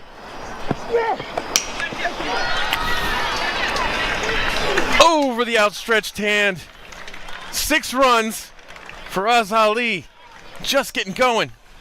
Oh, did he flat bat that one? That was not necessarily the most elegant of cricket strokes, but it was brute power. Look at this shot, just cross batting, opened up the front, just sort of opening himself up, clearing the front leg. You talked about baseball earlier. This is basically a baseball swing. This one is to left center field in the gap. That is a samurai punch right there. Pulled. And it'll be a race to the boundary. 4 runs, 6 and 4. Mate, it's been a while since I've had to field a cricket ball. I thought this was going to be my chance, but for Mr. Mangesh Chowdhury turning it on. By the way, the 50 partnership is now up. The partnership now worth 58. I said Hassan Khan will be looking to take Drysdale apart. Apparently, Faraz Ali overheard me because now he's doing that job. Well, Faraz Ali looks like a strong individual, doesn't he? So quick to the ball right now. Just punching at it. Flat bat. And Drysdale's going to get a little bit of a talk. Just clear up the plan. Every once in a while, this Atlanta Fire team will use a little bit of a delay tactic.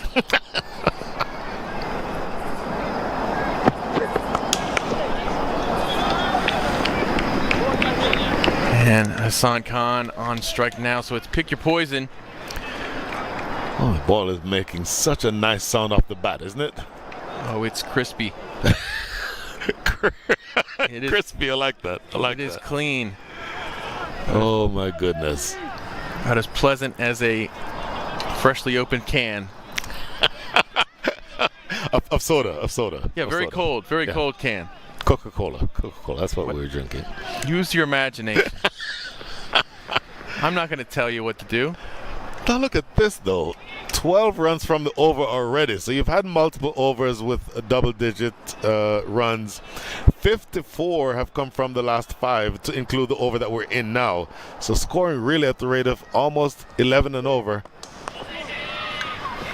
And a well-needed dot ball there if you're the Atlanta Fire. Right now you have 12 on the over. It was well struck, but Paul Palmer's going to stop those 100% of the time.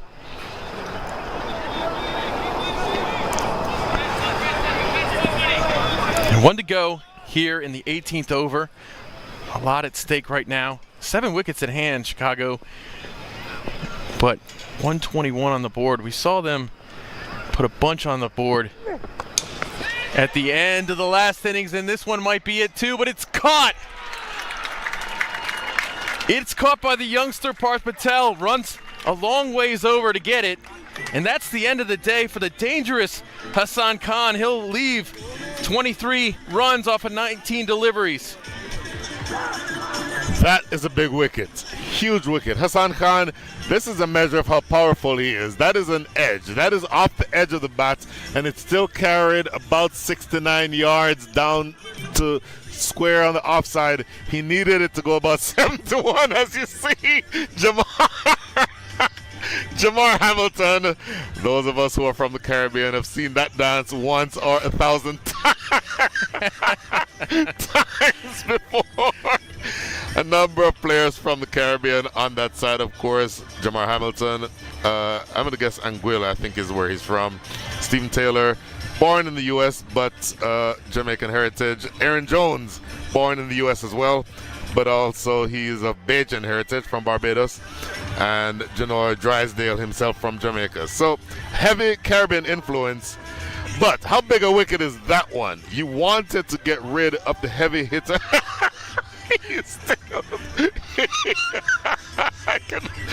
I'm trying to keep a straight face, but seeing him dance absolutely gives me life. That is the end of over number 18.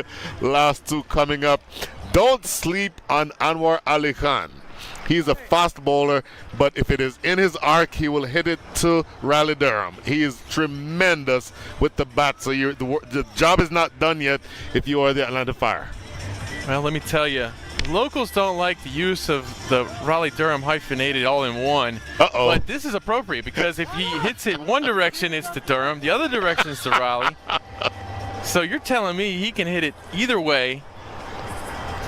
Look at his shoulders, powerfully built. And by the way, look at this matchup. Faraz Ali against Shakib Al Hassan. Straight and big, just walloped onto the hill. Humongous shot. And just what the doctor ordered. Oh my! Admittedly in the slot. He did not need to move his feet to get to this one for Faraz Ali. And he's hitting with the turn, just drilling it down the ground. You don't need a whole lot. First of all, there's not a tremendous amount of turn from Shakib Al Hassan, and then the minimal amount of turn is into the left-hander. So this is a cleaner hit. Look at this. Bang down the ground for 6. This one to the offside. There's a race, but it's going to go for 4 runs. And once again, a boundary. And a big one. 6 and 4 to start the 19th over against Shakib. Who was that idiot earlier who said Faraz Ali needed to go and run a ball? Whoever that is, get that guy off the air. 83 now from 55 for Faraz Ali, and he is motoring on toward bringing his team toward respectability. Believe it or not, the scoring rate is now over 7.15. Projected score from here, 143. I think this pair will be looking for more than that. Absolutely. I think you want to get north of 150 against the Atlanta Fire batting.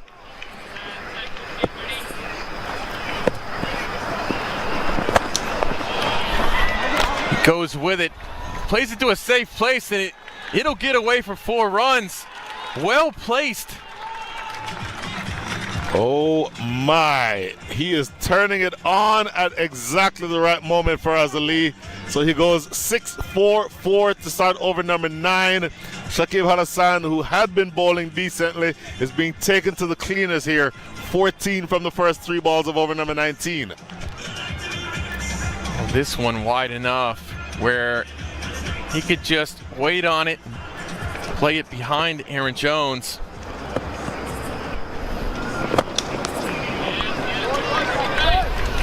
Straight for the 1, and I think the Atlanta Fire will be happy to see Faraz Ali at the other end.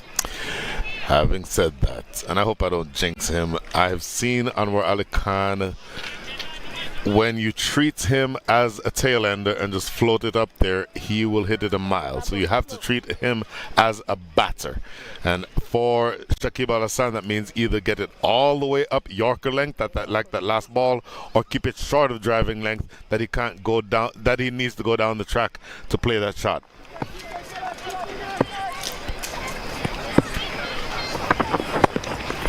Shakib will zoom this in a little flat, and it would have been gone if he had got the stumps. We see the active Jamar Hamilton racing around and throwing that. I don't know if anybody throws the ball as well as he does as a keeper. He really can hurl it, but he missed the stumps by a good margin there. Yeah, skipping down the track. Not skipping down the track, but skipping down from behind the stumps. Very active, as you said. 16 from over, productive over so far. Last ball coming up here in Shakib Al-Hassan's spell. Beautifully stopped. Very well stopped by Stephen Taylor as he saves 3 runs on that. And we'll take another look. Oh, we're going to take a look at how that would have been run out. Gone by a mile. Prior ball. Gone by a mile. That's the end of 19. And Chicago Kings have collected themselves here for 138 for 4. They're going to want to go big for the 20th.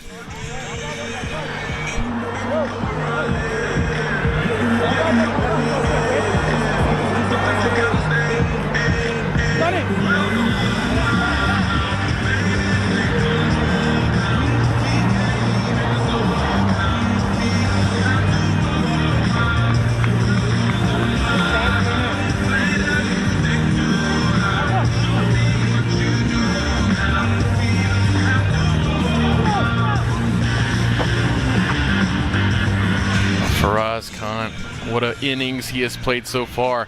89 from 58. And he's going to take strike here to start the 20th. Faraz Ali against Janoy Drysdale. This matchup, 6 balls to go, should be delicious.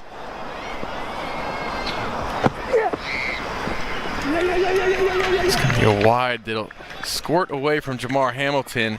And if you are the Atlanta Fire, the bright side to that is Faraz Ali Khan will be off strike. Umpire Tarek Janaparetti taking a while to signal that that was wide, but I don't think there's any doubt that that was wide. And what a time to have the first wide of the innings. 2 free runs, still 6 legal balls to go here in the last over. Anwar Ali Khan.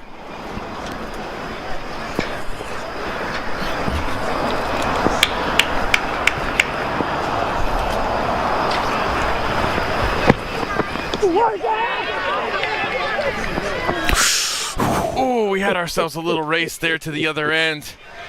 Janoy couldn't quite get under the ball enough to flick it up with any type of speed, but very well delivered by Janoy Drysdale. It'll be just 1 run, but we almost saw the end of Faraz Ali Khan. The delivery right in the slot. That's the length you want to bowl. Not out LBW because he's playing a shot impact outside the line of off stump, but at the very end of that. Didn't quite see it on the replay, but there would have been probably 5 or so yards for Faraz Ali to go before the stumps were hit. And so, luckily for him, Faraz Ali, he was not dismissed there. It's going to be given wide. It certainly was borderline. Janoy Drysdale doesn't think so. But Tarek definitely does. I think it was a good call. Yeah, just looking to keep that ball out of the hitting zone. Let's look on the replay here again. Let's see where this ball passes.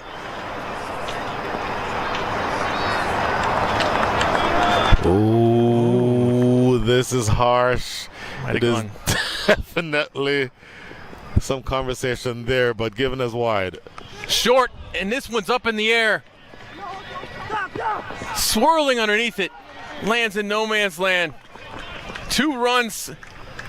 That would have been tough no matter who would have locked onto it. But somebody had to. More importantly, somebody had to call. There's a fielder running back from the cover as the fielder coming off the boundary. They both expect the other one to take it. The ball lands in no man's land because either or neither of them takes charge. That is something that the coaches will tell you have to call, and that is a big miss. Full. Oh, stopped in the ring. You're right. You got to call those sky deliveries. Sagar Patel running in. Let's give him a little bit of slack there. He was running in as Paul Palmer was running towards him. And if they have a collision, Paul Palmer's winning that, I think. I would agree with that. But it is Sagar Patel's responsibility to say as loud as he can, mine. And Paul Palmer goes to the side and he takes that catch. Last 3 balls. There's an appeal, and he's given out. LBW, Janoy Drysdale strikes back. Anwar Ali Khan out for just 1. Huge wicket, effectively a dot ball, but huge either way as it brings a new batter to the crease. I will say, this over, it may not look like it in the books, but this is great bowling by Janoy Drysdale. To me, that might be shaving the outside of leg stump. It's very close, and umpire Tarek Janapareddy thinking that it's crashing into leg stump. Really close. With the angle, it might just...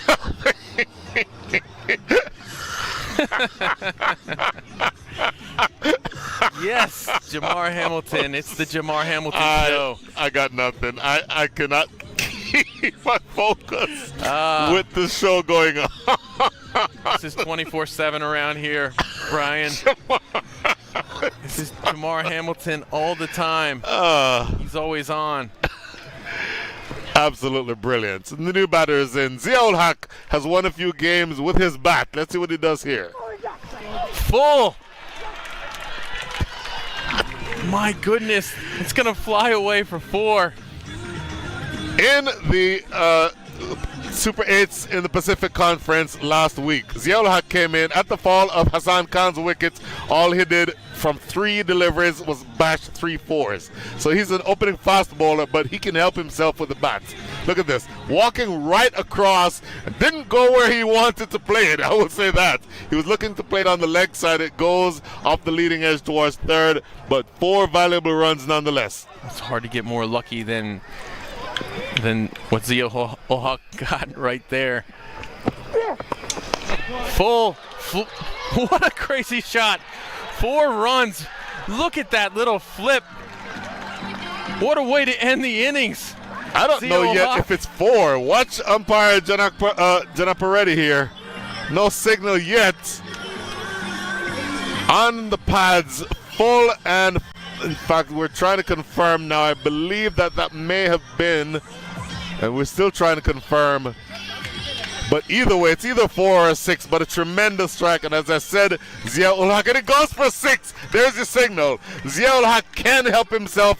4 and a 6 from the 2 balls that he faced to end the innings. Tremendous finish to the innings by the Chicago Kingsmen and the bowlers of the Chicago Kingsmen.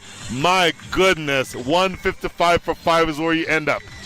And every innings here, a 3-act play that just barely trickle over the rope.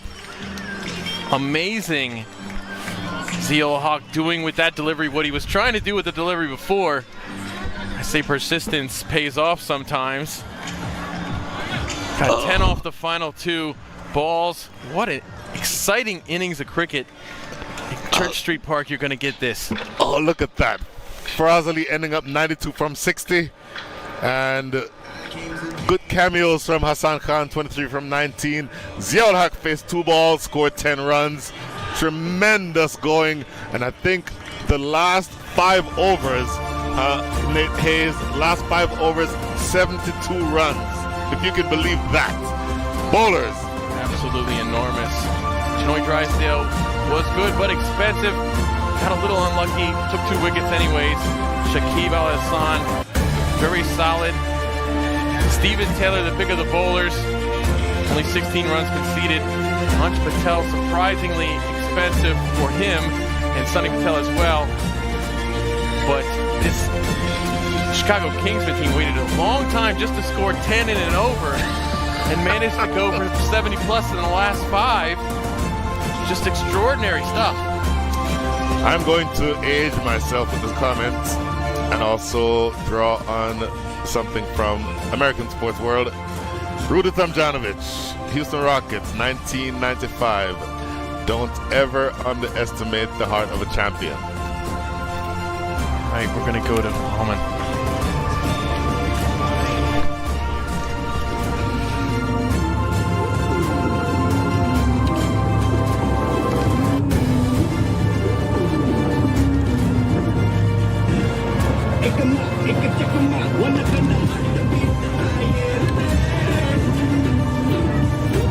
Take the side as well.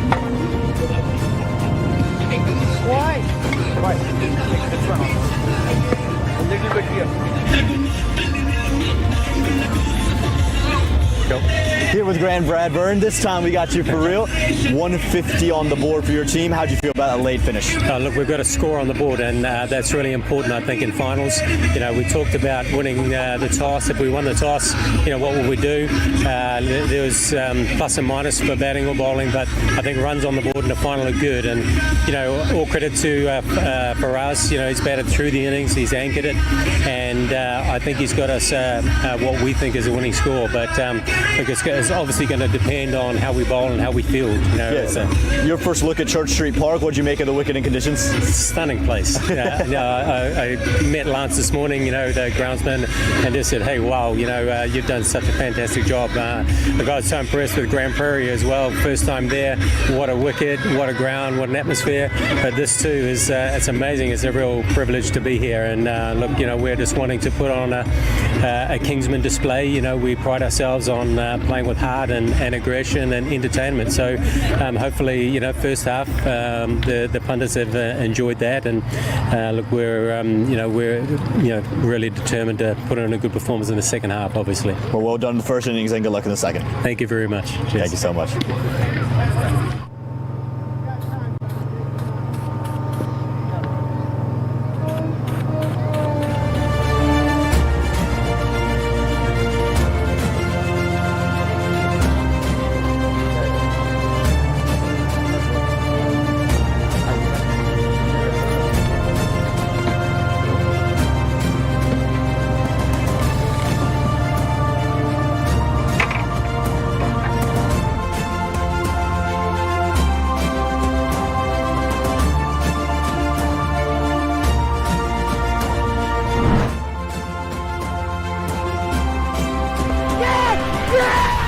Immediately gone. First ball, Shakib Al Hassan. For your runs, where you're only scoring a 3.94 and over. Skied. Maybe you're trying to go to one of these 2 lefties, and the goodness, the man who you'd never expect to drop it. Your runs from here. That is one way of doing it. Huge hit, but did he get enough of it? He did not get enough of it. What a catch down on the boundary. That hammered toward us. Is it going to be cut off? It does not get cut off. Shakib Al Hassan, and look at that. It goes from getting up and over. There's runs here. It should get close to the boundary, and it gets there now. More of that needle in the death. Caught. Well taken by Sunny Patel. Tremendous deep batting. Pummeled just annihilated. Season. Well played. It's going to race away. Hassan Khan goes big. Formula from here. Right past the fielder. It's going to race away. Repertoire flights this one a little bit, but it's bashed over mid. Pulled. And it'll be a race to the boundary.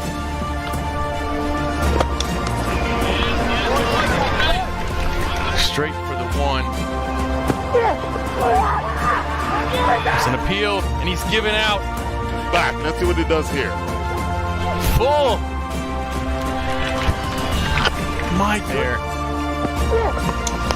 Full. What a crazy shot. 4 runs. Look at that little flip. What a way to end the innings. I don't know yet if it's 4. Watch umpire Jenna Peretti here.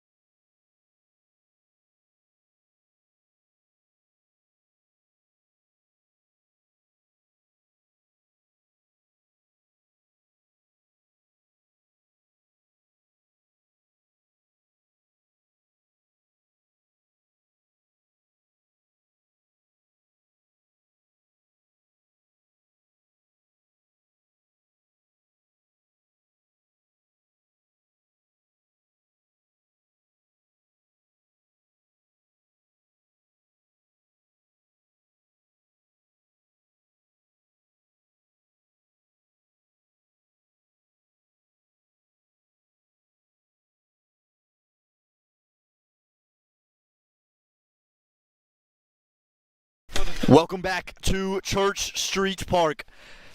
And we are in for the business end of minor league cricket 2025 and its championship game. The Chicago Kingsmen, thanks to a late flurry, finished with 155. Zia-ul-Haq 10 off 2 at the end, but it was anchored and led by Faraz Ali, who became the 5th minor league cricketer to ever have a half century in a final, and he also picked up the high score whilst going about it, 92 off of 60 to his own name, and he was brilliant. And now it means that Sagar Patel and Rishi Pandey, that man on your screen for the Atlanta Fire, have to do some serious work chasing under lights with some dew available. I'm Om Patel, joined by Nate Hayes, as always. And Nate, we are in for an unbelievable second innings. And we just saw an unbelievable first innings, really. To get to this total of 155 after the slow start, he piled on 100 runs in the back end of the first innings after just 50 odd in the first 10 overs. Very impressive stuff from the Chicago Kingsmen against a prolific bowling attack here, the Atlanta Fire. Speaking of prolific bowling attacks, you're going to see one led by Zia-ul-Haq and the Chicago Kingsmen. And runs immediately. Very different, the bowling attacks. While they're each prolific, the Kingsmen, they are led by 4 premium seamers compared to the 4 spinners you see out of the Atlanta Fire. Yeah, night and day different. It makes this matchup extremely interesting. But Rishi Pandey there with Sagar Patel. Sagar not really clicked in this Super 8.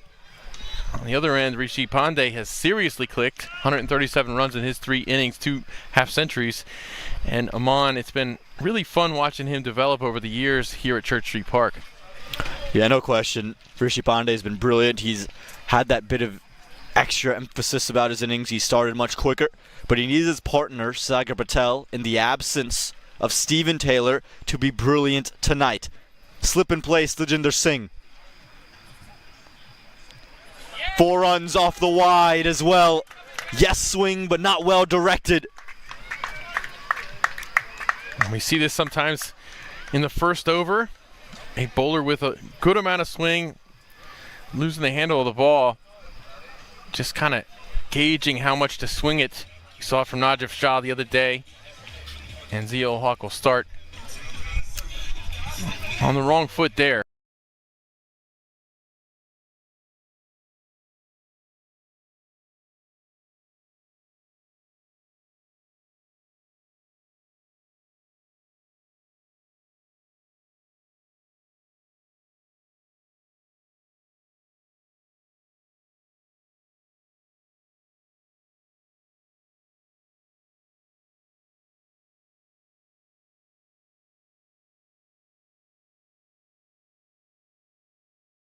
Wickets and hasn't left that 11 since.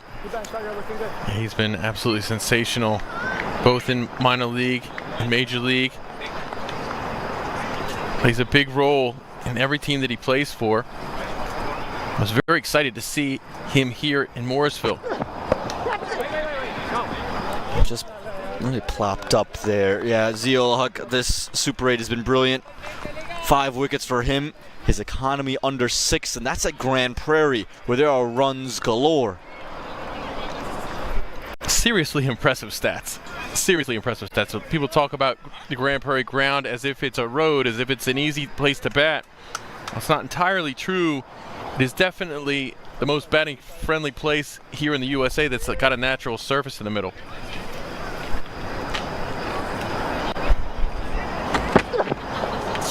Straight up. And well fielded in the end. What a great job to actually get to that and stop it from going over the rope. That's very good work. It never felt like he was in position to make a catch here. Sagar Patel will feel fortunate, but again, the concentration at the dive, as you see this come back through, brilliant angle this, to get it on the hop. Beautiful use of the hands. He made a nice little barrier to keep it down with his hands. Another one. Yeah, Huck just struggling with his line so far, and Bonde has been, again, ultra aggressive compared to what we typically see from him. He wants to go after bowlers, and he's taken it upon himself to do it. He's the leading run scorer for the Fire in the Super 8, and his strike rate has been pushed up to 123. Historically, he operates around 100 to 110. Yeah, he's been a star for this squad. They've really needed him, too. The biggest thing is that he's done this in the absence of Stephen Taylor. Much different start for the Atlanta Fire. Remember, the Kingsmen had a wicket made into open, already 9 runs from over 1. Yeah, solid start. You never know what you're going to get, though, early on in an innings based off of just the first few overs. But it tells you that there's runs available, because remember, the Kingsmen, to the first 10 overs, only had 2 overs that went for 9 runs and didn't have anything that went beyond that. So the Fire already matching the early output.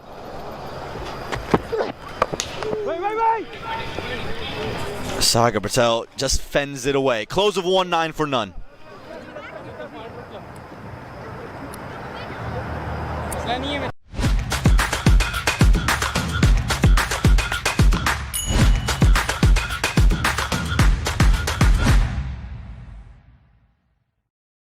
Jazzy.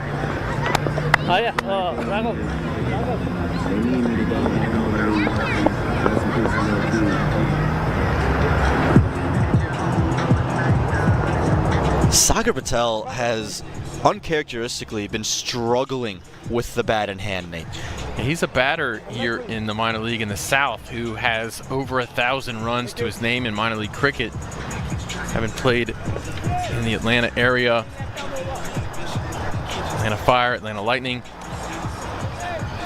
But he's just been a very good domestic producer. New bowler, Gulam Madasar. And that's the strength of this Kingsman unit. 2 left-arm seamers with genuine pace to open the bowling. Well, that is bang on. Great length there against Rishi Pandey. It is tough to find the length to bowl against him with his shorter stature. He uses it to his advantage so well, so good on the back foot. And him leaning away from that right now, don't let that make you think he's not comfortable with a short delivery. Even though 9 runs are on the board, there's only been 3 off the bat for the Fire. Pandey wants to add to it, and he's done it with the boundary. And if Hassan Khan's not going to chase that down, nobody's going to. 4 runs for Rishi Pandey. As I said, he's not going to shy away from those. He's going to take those on. And again, his shorter stature allows him to be really prevalent on the back foot. We've seen it with Jesse Singh a couple of times that he's taken him to the cleaners. And it's really just an opening of the left front foot and then a swivel. There's nothing more. Very simple, not a lot of moving pieces, and that's why he's so prolific. Taken! Beautiful from Mudasar. Mudasar continues his good form here for this Chicago Kingsmen squad. He's been quite good. Rishi Pandey was the man to get. He has been so hot for this Atlanta Fire squad. You want to send him back cheaply, and that's exactly what happened. Movement away, off the edge, and simple in the end. Mudasar draws first blood, and he's pumped up about it. No question. Look at him. Look at the reaction. 4 wicket, just the way you want to respond. Pandey goes, it's 13 for 1.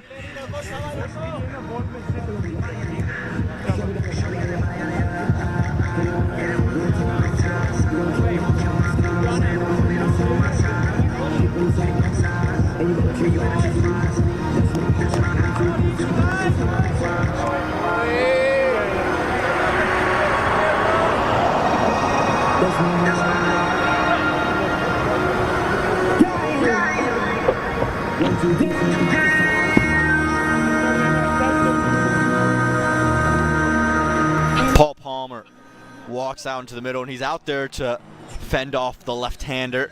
This is where the Fire presents some challenges with their left-right combination, but that's Rishi Pandey that goes. He's been the electric batter up top for them.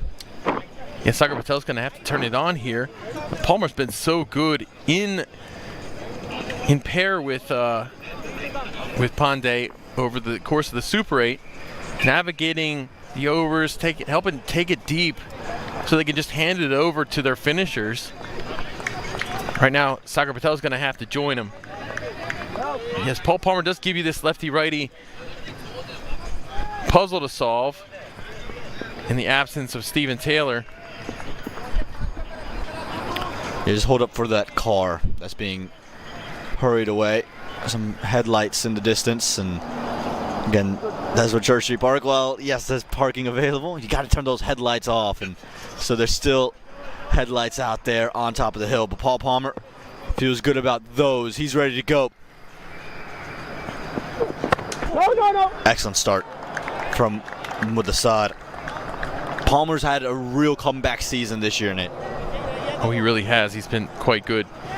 And, you know, you look at his stats in this Super 8, and they're not phenomenal. 22 runs and 30 runs. But in the context of how he scored them, at the times that he scored those runs and how long he stayed in the middle, that's what mattered. Dropped. Simple at first slip, Dajinder Singh. What have you done? Well, that was about as easy as it gets in a slip position. He's going to want that back for sure. But you can only move forwards. Like something, sir. Thank you, sir. Right now we see this bowling attack. The Chicago Kingsmen giving the Atlanta Fire batsmen some problems. You can see the reaction there. How big a moment would that have been? Too early. Chasing 155, which we already talked about, can feel closer to 170 in a final, with a due factor set to come in. Last ball of over 2. These have been the Achilles heel so far for the Kingsmen. The extras, there's only been a handful of runs off the bat. Another look at this, Nate. Paul Palmer, you can't give him lives. The relief right there on Palmer is real, and the high score right now is extras with 8. So half of these runs are from extras. It's got to be encouraging to you in a way if you're the Chicago Kingsmen. Well played from Paul Palmer. Should pick up a couple of runs to close over number 2. An eventful one, to say the least. 18 for 1. The annual Atlanta Open T20 tournament returns October 7th to 12th in Atlanta, Georgia. Presented by Atlanta Fire Cricket and Tariq Real Estate, 12 teams packed with the best domestic and international T20 talent will be on show. Catch live action on the MLC Network, Willow Cricket, and T Sports.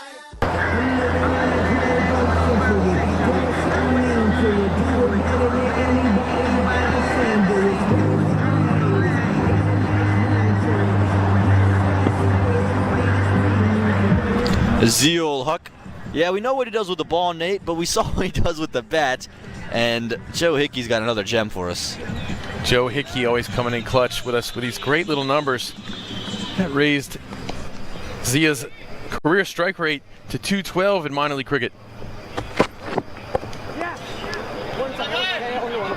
Ridiculous. And again, this is a man early in his minor league career who just wouldn't come out to bat. He's batting at 11 permanently, and he, since being put into Major League, he has now made it a real priority to bat. And what have we talked about when you want to climb the ranks in the USA as a fast bowler? You can separate yourself with the bat in hand. And to see a player of Zia Ulhawk's stature understand that and embrace that and work on his batting and effectively improve to the degree that he has to become a weapon, when you see that, it's got to inspire everybody else. Hey, you know, I can't take this easy. Extras, extras, extras. How many can you afford to bowl? You're looking at the scorecard, and it's really kept the Fire in it because they are under an immense amount of pressure, Nate. Neither Palmer, neither Patel are settled. There's wickets falling. There's chances being dropped. And the Kingsmen somehow are keeping the Fire in the game. Yeah, this is one of the ways that the two squads are different. With the spinners from Atlanta, you're not going to get a ton of extras from a spinner. You're going to get them from seamers, but not at this rate, you would think. And the disappointing part is, again, how effective the seamers have been early. There's only 4 total extras from the Atlanta Fire the entire innings. You've already got 9 on the board. I know 9 doesn't feel like a whole lot, but you're in over 3. That is a huge number. It's pretty big. I think you got to reel those in, though. You got control over the extras to a degree. You know, you have more control, I think, over the extras than you do about how many runs are coming off of the bat. A lot of that's up to the skill of the batters. You can't just gift the runs, but you got to think it's something they can fix. Wow. Genuine pace. Glad to see Sagar Patel still moving. He got straight in the grill, and I think we're going to get the physio to go have a look at Sagar Patel, because that's nasty. Yeah, nice and quick, though. Very quick delivery. That's what the cage is for. Takes this one right off the cheek. That's a tough place to take it. Tarek waved over the physio immediately to take a look. And she's one of the best in the business. Had to do with a real scary incident yesterday. This one seemingly a touch more tame, as you saw Sagar Patel just wave the thumbs up. But again, there's another situation where if you're the Kingsmen, you sit there saying the Fire haven't hit you for anything. Rishi Pandey's hit the one boundary. Other than that, it's all extras. They are struggling. They are not in real flow state. They're not moving at a high level. If you can cut down those extras and you make it to where that required rate jumps up to 10 early, God, are you ahead of this game? Absolutely. They could be putting immense pressure down on the Atlanta Fire, but instead, those 9 extras have kind of blown the top off.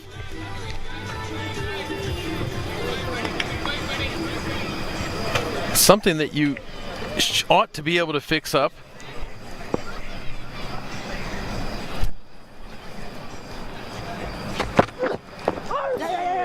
Nearly chopped on. This is what we're talking about. There's so much pressure on, and while history of minor league cricket will have it split in terms of whether to defend or chase in a final. Remember, the year 1 was 1 chasing, year 4 was 1 chasing, and the 2 in between defending a total. You just reckon here at Church Street Park is going to get so much more difficult. You can smell the dew really coming in even now. 100%. In the regular season, when the dew comes in, it usually comes in the middle of the second innings.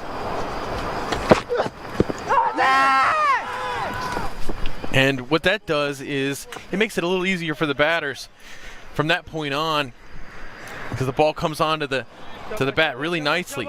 Now, at this time of year, the dew comes in way earlier, and that saturates the field to a degree where in the second innings, the ball just gets heavy. It's tough to do much with it. It's tough to muscle it away with the bat. There are a couple of measures in place to stop that from affecting the game at a high level. The umpires have the jurisdiction to change the ball. They'll also be roping the field at the 10 overs break. Taken! This time it holds on! And Zeel Huck has his man.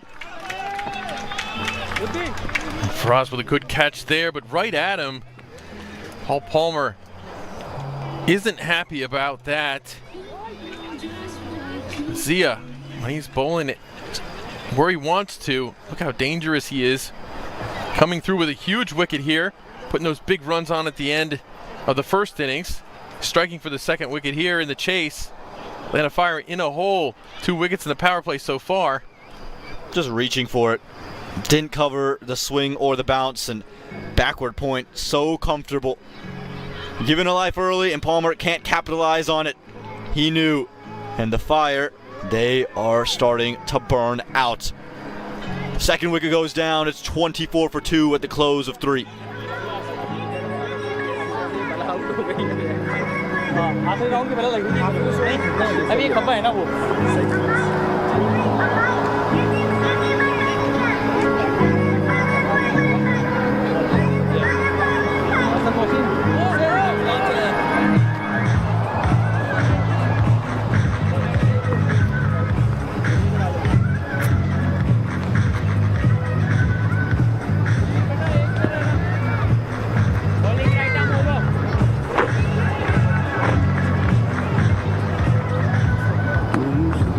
Church Street Park, under the lights. There is very few things that are quite like it, as Aaron Jones will walk out into the middle and have to face the noise starting at the non-striker's end, because Nate, this has been a ridiculous start.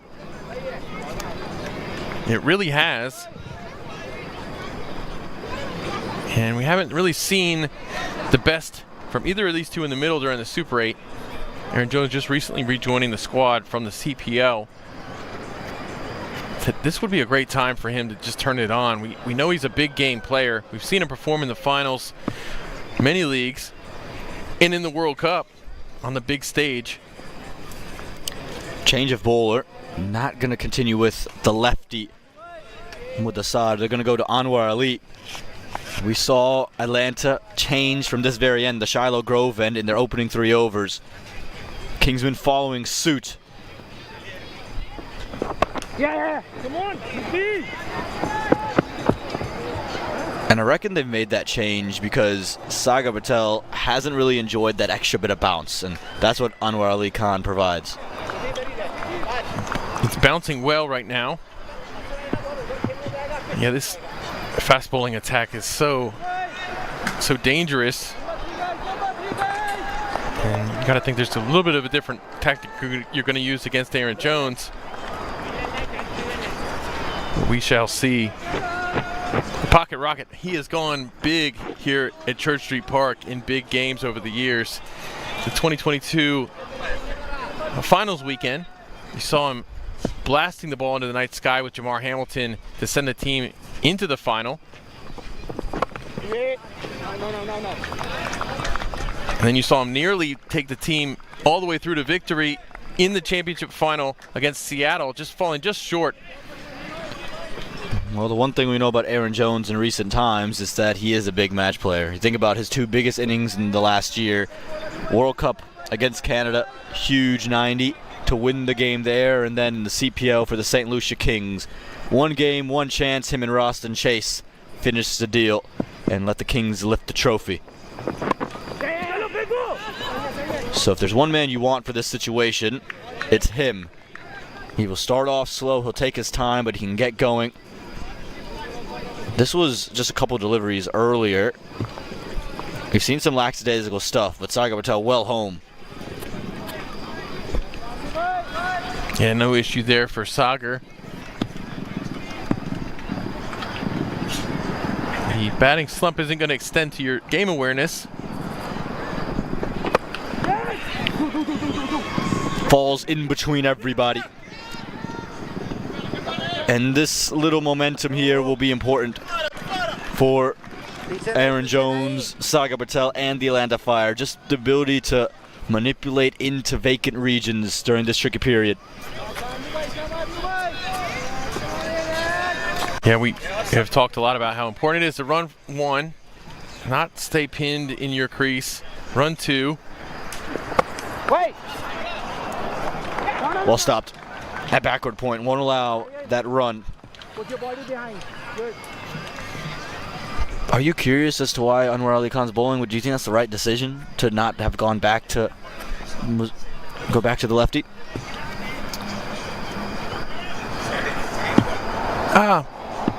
I mean, I think, like you said, Sagar's struggling against the shorter delivery. Not struggling anymore. That's huge. I did a reverse commentary curse, I think. What a shot!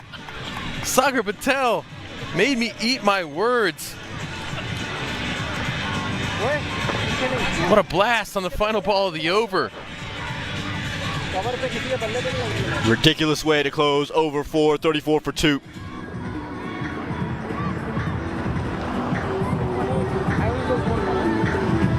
So that's how I won. Ridiculous swivel here. And again, that's gone rows into that grandstand. No troubles with the short ball. He said, do you understand the words coming out of my mouth? I can play it. Come on, you were the first one to say it. 100%. I'm not excluding myself. I'm happy to be wrong here. Absolutely, me too. If I'm going to do a commentary, it's commentator curse. That's how I want to do it. Speaking things into existence sometimes. I'm giving myself way too much credit. The credit belongs to Sagar Patel. He got every piece of that. Such a satisfying sound when it hits the steel bleachers too. Well, there's your answer as to why they've elected to change for Anwar Ali Khan. They wanted Ghulam Madasar at the other end. And here we go, Aaron Jones. He's only played the 2 deliveries. He's run well. Sagar Patel's found rhythm. Can he deal with the left-hander? Brilliant, brilliant. He is able to pitch it on a button at the moment. What a delivery. So the last couple of deliveries we've seen have been phenomenal from Madasar.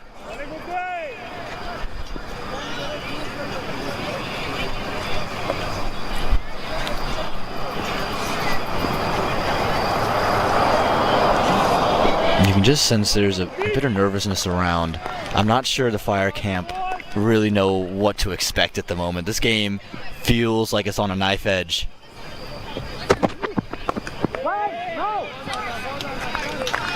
And the big question is because Steven Taylor, who you saw a little bit ago, he had a bat in his hand. He's been walking around. He's been trying to warm up. Is he going to bat today, Nate? Well, the drama that's unfolding in the middle is one thing. It's drama that we're first person to along the perimeter of the boundary. We see Steven Taylor walking around and getting ready. It's really building up a lot of tension. Over and away. Aaron Jones climbs into the runs. This is Aaron Jones right here. That tension was building. Aaron Jones wants to relieve a little bit of it there. They moved to 38 runs. And this 3 for 2, 38 runs is a lot more at this point than Chicago had. So you can hang your hat on that a little bit. Rides the bounce nicely. Again, this is a situation that feels tailor-made for Aaron Jones. He does not have to be exuberant early, just has to pick his spots. A beautiful shot there by the camera and by Aaron Jones. 2 for 1 special. And Ghulam's got something to think about, as now he's bowling to Sagar Patel. He gave Sagar some fits, but Patel maybe has just shifted gears.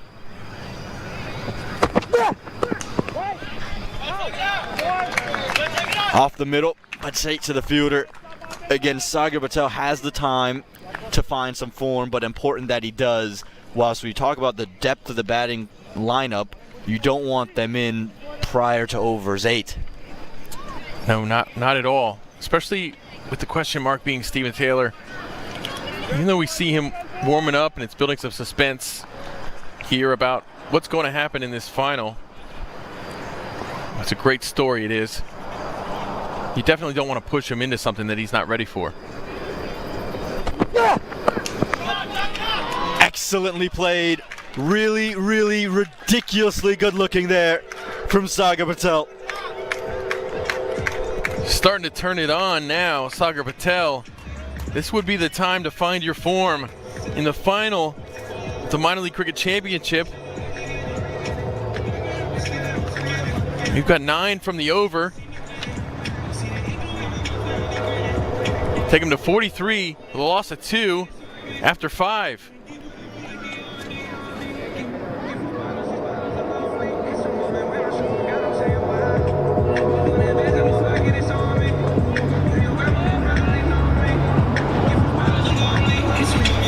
Joining me now, taking over the helm,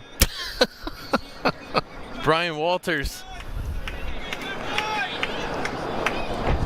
It is. Without extras, this is a 24-for-2 game. So the Chicago Kingsmen will rue all the extras that they bowled, but Anwar Ali Khan coming back into the attack here, and I think it's going to be tricky. Your thoughts over the first 5 overs? Exactly what you said. Atlanta Fire, the pressure's been lifted off of them due to these extras. And now that's enabled Sagar Patel to kind of find his rhythm without very much urgency, or without as much urgency, I should say. You got to deal with Aaron Jones without as much pressure as you want. That's difficult. No! Seen Anwar Ali Khan in the past. Strapping, tall, fast bowler. This year, he's bowling off of a run-up that's about half the length of the run-up he usually bowls from. And particularly in warm-ups, you see him wearing some sort of bandage on his knee. So I don't know whether or not he's carrying an injury. To me, he's bowling about 75% of the pace that you usually see him from.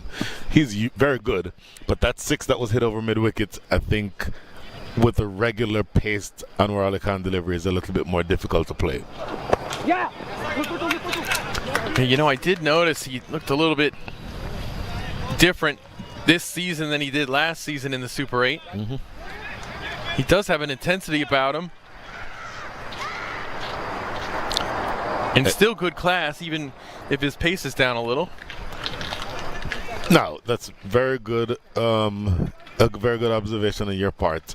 Maybe you don't necessarily want him opening the bowling, but at this stage of the innings, he can be very effective. Can cut it if he needs to. Still can rear back and find that little extra yard of pace, even though, and again, this is just my estimate, is that I believe he's carrying a bit of an injury. But no question, as this is hoisted down the ground, is this catchable? It is going to be clear of the fielder running back from mid-on. Couple more runs. But the point I was starting to make, if you think big picture, when this innings started, the required rate was 7.8. Right now, the Atlanta Fire is scoring at 8.29, which means that the required rate is now down to 7.6. Can you defend 156 by not bowling the Atlanta Fire out? To me, would be the biggest question. And maybe it's a question I should pose to you because you're familiar with the ground and I'm not as much as I need to be. But what do you think the answer to that question is? I think Loud shot for LBW. I think this is bouncing comfortably over the top. Well, I don't think you necessarily have to bowl them out. I think you got to get timely wickets. You got to get wickets before too many big partnerships add up. Where that pitch is and where it hits. And it definitely hits high. But there's a demonstration about the amount of bounce that he's able to extract. No question. Good decision by umpire Harsh Upalaru. To me, that's bouncing over the top, probably 4 or 5 inches over the top of middle and leg. So good decision there. Another, I'll give you a couple of storylines, and in fact, we'll go through those as we end the over. That ball to close things out in over number 6, end of the power play, 47 for 2.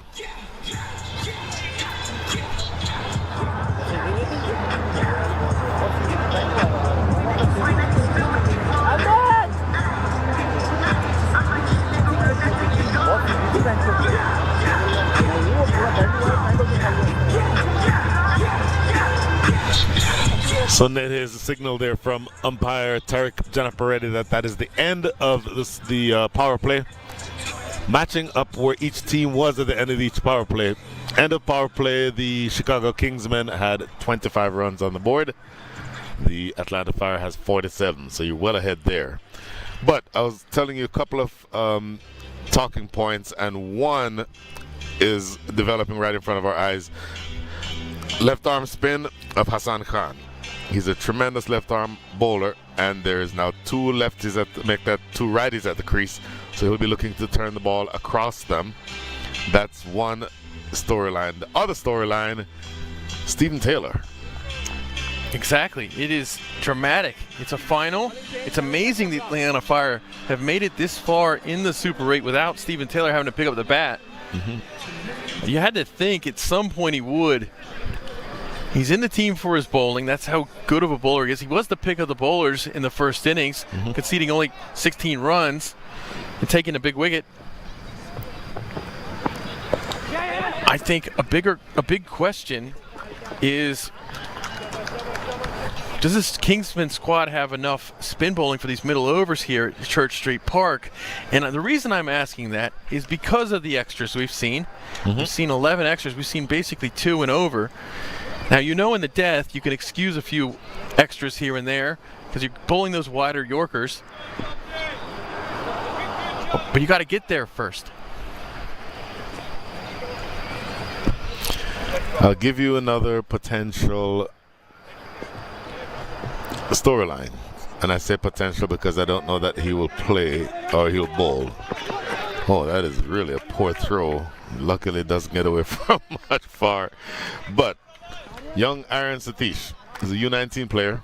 He's a leg spinner, second leading wicket taker in the for the year for the Chicago Kingsmen. Do you trust your young leg spinner to bowl in a final and ask him to turn the ball away from the two right-handed batters? To me, that is a very big storyline, and I'll give you some more information. When last time he bowled an over to Sanjay Krishnamurthy. Krishnamurthy took him for about 24 runs in that one over. So that would have been on the back of his mind. Slog sweep, catchable. And taken! That is a well-judged catch. That is a really sharp catch down at the boundary. How big a wicket is that? That is the end of Sagar Patel. Huge wicket. Sagar was showing signs of catching fire here. Tremendous catch. Just in the right time. We're talking about whether or not Chicago Kingsmen have enough spin bowling, and they strike right away with their first over a spin in the innings. That is a clean catch. That is not an easy catch at all. First of all, the balls that are hit flat to you are never easy to take. Secondly, for me, and you heard a man talking about it earlier, dew is starting to form. Ground is just a little bit wet. That means the ball is going to be wet, and that is a very hard catch to take under those circumstances. So the third wicket is down. Nate Hayes, do we have a game here? We absolutely have a game. I think the pendulum has swung the other direction right now. With this score on the board, every time the pendulum swings, it's going to be a big swing, I think. And look who we have in the middle right now. Oh my. So here is a huge moment in the match. So both of the talking points I talked about a couple of deliveries ago are now facing off against each other. Stephen Taylor has an injury to his left hand. That is his power stroke. This is an interesting matchup. Run out opportunity. Not the best of throws. Stephen Taylor immediately off the mark of the single. Well, you got to be happy to see him off the mark. Right now, I think he'll be happy to hand it over to Aaron Jones as much as he can. In some sports, you talk about the use of a decoy. Might Stephen Taylor be a decoy because of the left-handed left arm spin of Hassan Khan? Just to get him out there to use up Hassan Khan's overs? Actually, you do not want to bowl Hassan Khan to him because he's a left-hander, and if he's in fine form and not injured, he would take us. That's the kind of bowling that he can. We'll talk more about that at the end of the over. Brilliant over by Hassan Khan. 49 for 3 after 7.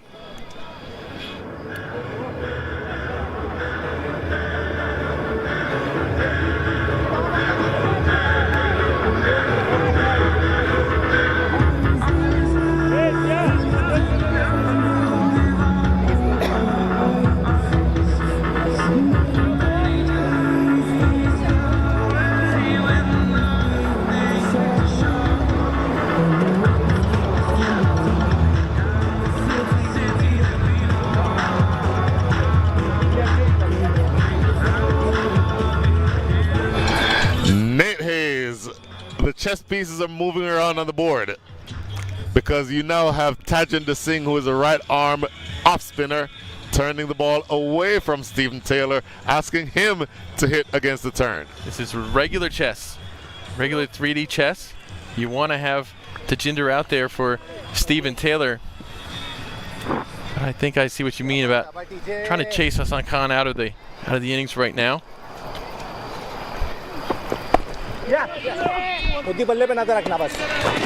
Boy, I've just been reminded by my good friend Tamara, who is the media director for the City of Prairie View.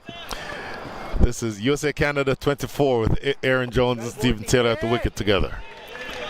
And this is going to be a really, really interesting matchup, because I will tell you that Tajinder Singh is in there now to eat up overs. And in his mind, you're looking to see whether or not Stephen Taylor can do that. And does that answer the question, Nate Hayes? Holy smokes. That not only answers the question, it asks a few more. Game on. 56 for 3. Exactly 100 runs needed for victory, Nate Hayes. Stephen Taylor, the captain, has announced himself with a gigantic 6 to deep mid-wicket. When you saw the Kingsmen score 100 in their last 10 overs, Stephen King, that ball, as far as he hit that, might be worth 12. Stephen King is a brilliant author, and I did not know he played cricket also. But Stephen King, oh my gosh. Somebody bring me coffee. I will tell you, let's just call a spade a spade. That was a long hop. That ball probably pitched closer to Tajinder Singh than it did Stephen Taylor. Now, if you bring the off spinner into bowl to the left-handed power hitter, you want that ball to be pitched up on off stump turning away. And I think Tajinder Singh knows that. I think so. Well, like you said, that answered a question. What is Stephen Taylor capable of? And he's capable of a lot at just a percentage of his fitness right now due to that injury to his left wrist. There you can see the bandage is on his left wrist just before he puts that glove back on. It's heavily bandaged. He can bowl perfectly fine. He's a right arm off spinner, but his power stroke is with his left hand and his left wrist, in which he has a fractured bone in there. Here's that replay again. That's just a real drag down. Oh, in the air for a while, past Anwar Ali Khan at short extra cover. So, the chess pieces having moved around in this over, Nate Hayes, what are your thoughts about the chances? If I were to ask you for a win predictor, what that win predictor look like? Well, right now, man, you really put me on the spot because it seems like 50-50 to me. It seems like 3 balls ago I would have told you Kingsmen, but after the 6 from Stephen Taylor, you see what he is capable of. To me now it's a 50. It's anybody's game. Ball by. This is why it's so important to keep watching it. To stay here, stay tuned. Things could change at any minute, and you want to be here to see it. Paddle around the corner, runs here from Aaron Jones. Trouble, good piece of work. It is Ghulam Badassar sliding across the ground so effortlessly. That tells you, Nate Hayes, there is dew around. Absolutely. I thought he was going to slide right into Oman's lap. He was just going. That was a good 15-foot slide right there. That slide kept going, didn't it? No gravity or no, what do you call it? Anyway, he couldn't stop. That's what I'm trying to say. Skied deep. How big is this? Out of the ground for 6. You said no gravity. You started to say no gravity. Well, that ball almost was like a moon shot. No gravity on the moon. And it was exactly like that for that shot. 15 runs come from over number 8. The experience or the experiment of going to Tajinder Singh does not work. 65 for 3. Look at this. Look at this shot. This is a shot that Aaron Jones absolutely loves. He could teach a class on this. He could make a fortune teaching people how to take this shot. Aaron Jones slog sweep. You've seen him play that shot a number of times. Remember, again in the World Cup against Canada last year, he played that shot with regularity. Slightly lower stakes here, but that is his pet shot. The off-spin of Tajinder Singh turning the ball into him is asking for trouble. You see Aaron with, for his stature, he's got wide shoulders. And I think those shoulders, when he takes that shot, they work a lot like hips. And just give him a lot of power. And by the way, I have to say, this is smart batting by Stephen Taylor. If the ball is there to be hit, you get a long hop, hit it out of the stadium. But what you've seen, for the most part, his approach is essentially just tapping the ball into the gaps and running. He has that big 6, but 3 other singles. So 4 scoring strokes out of 6 balls faced. That's what you want to see from your captain. That's a responsibility that the moment requires.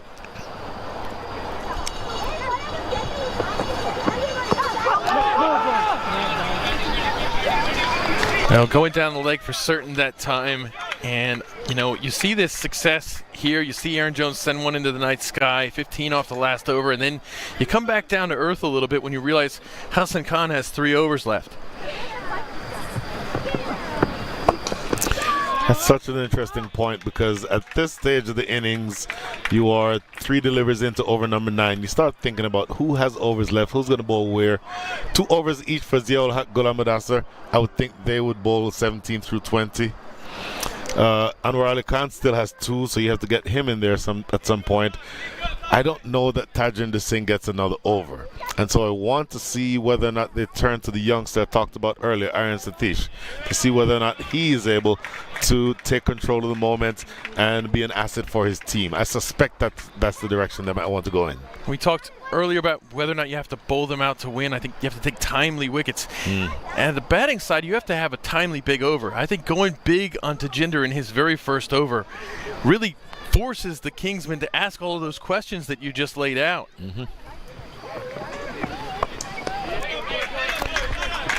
Aaron Jones, reputed to be one of the leading players of spin in the country, generally is an accumulator of runs to good balls, but if it's too full and too straight, you saw that 6 over mid-wicket, that's the type of thing that he can do. So 1 ball remaining here in the over. 6 to 7, how close is this? 6 to 7 balls remaining in the innings, 87 runs needed. Quicker, huge swipe. He's thinking about it and eventually decides no. Umpire Tariq Janapareddy, I think, thinks this one is just, in fact, I won't even guess. I'll ask you, Nate Hayes, what do you think about this? Well, we'll take a look, and then I'll give you a better, more confident answer. It's pitching outside. Hits him in line. I think the question is it going too high? And that is a close call. That is a really close call. I hate to disagree with you. I think he's hit just outside the line of off stump. That's probably hitting the top of off. But because he's playing a shot and the impact is outside the line of off stump, he's been given that out. And I think it's a good decision. We don't always spend a lot of time highlighting when the umpires do something right. I think, to me, that's an example of a good decision by the umpire. End of over number 9, 69 for 3.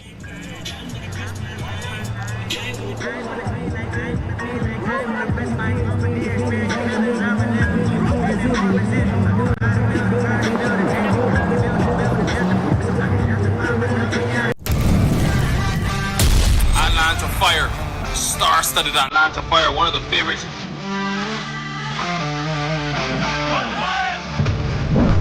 Danny deep, and that one is smack.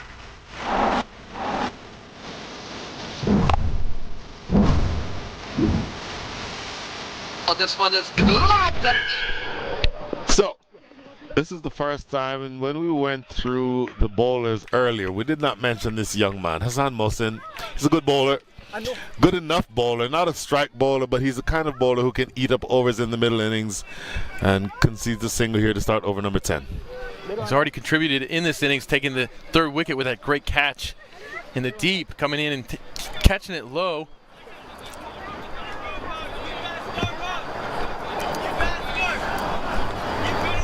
Now, does Stephen Taylor maintain the approach of just tapping it into the gaps and running singles as he has so far? course, if he gets a bad ball, he can punish it. Or does he try to impose himself on the young Hassan Mohsin?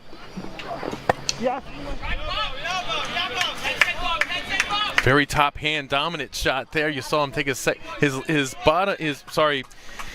him take his left hand off it completely. As a reminder, his left hand has an injury. They seem rehearsing that shot. For the power strokes, if you're a left-handed batter, your power comes from your left hand. That is where the impact would be most felt when he plays a power stroke. So something to pay attention to the rest of the way. Picking up a couple of singles here. 3 of them in all to start over number 10, Nate. Yeah, this is what you want to do in these middle overs. You want to rotate strike. You know, you look back, you get a boundary in and over, and you've rotated strike the rest of the way. You put up a great score. We've talked about last innings how it took the Chicago Kingsmen a long time to put 10 runs on an over.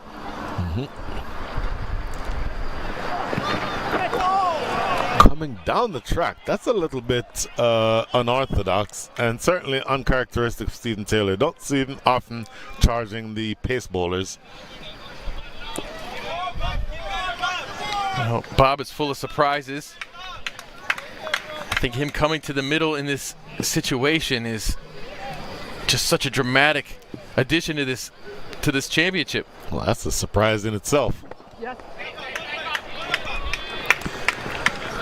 The young man is bowling a really good over here. 4 runs from the over so far. As a reminder, they're needing to go from here at the rate of 7.42 and over to win this 2025 Minor League Cricket Championship match here in Morrisville, North Carolina.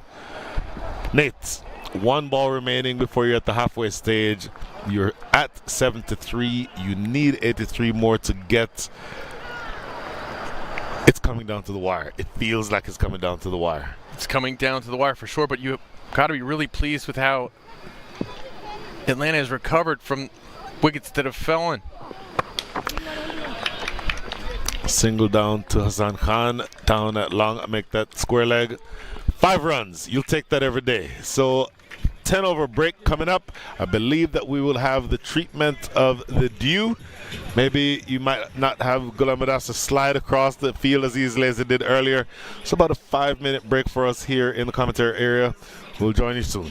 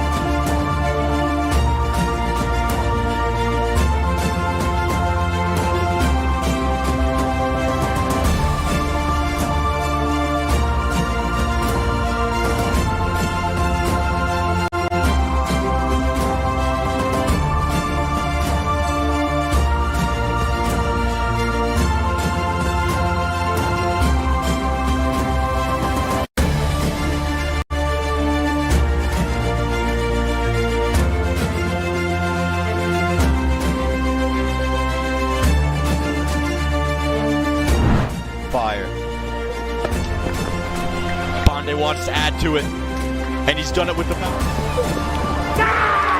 taken, dropped. They can fix. Wow. 60 balls. Taken this Atlanta Fire delivery. need 82 runs. Not struggling anymore. That's huge. Find a way to hold them back under Insura. Over and away. 81 runs. And we had excellent over. So that would have been in the back of his mind. Slog sweep, catchable. In his mind, you're looking to see whether or not Stephen Taylor can do that. So, anyway, couldn't stop. That's what I'm trying to say. Skied! Deep! Super over. Quicker. Huge swipe. He's thinking about it.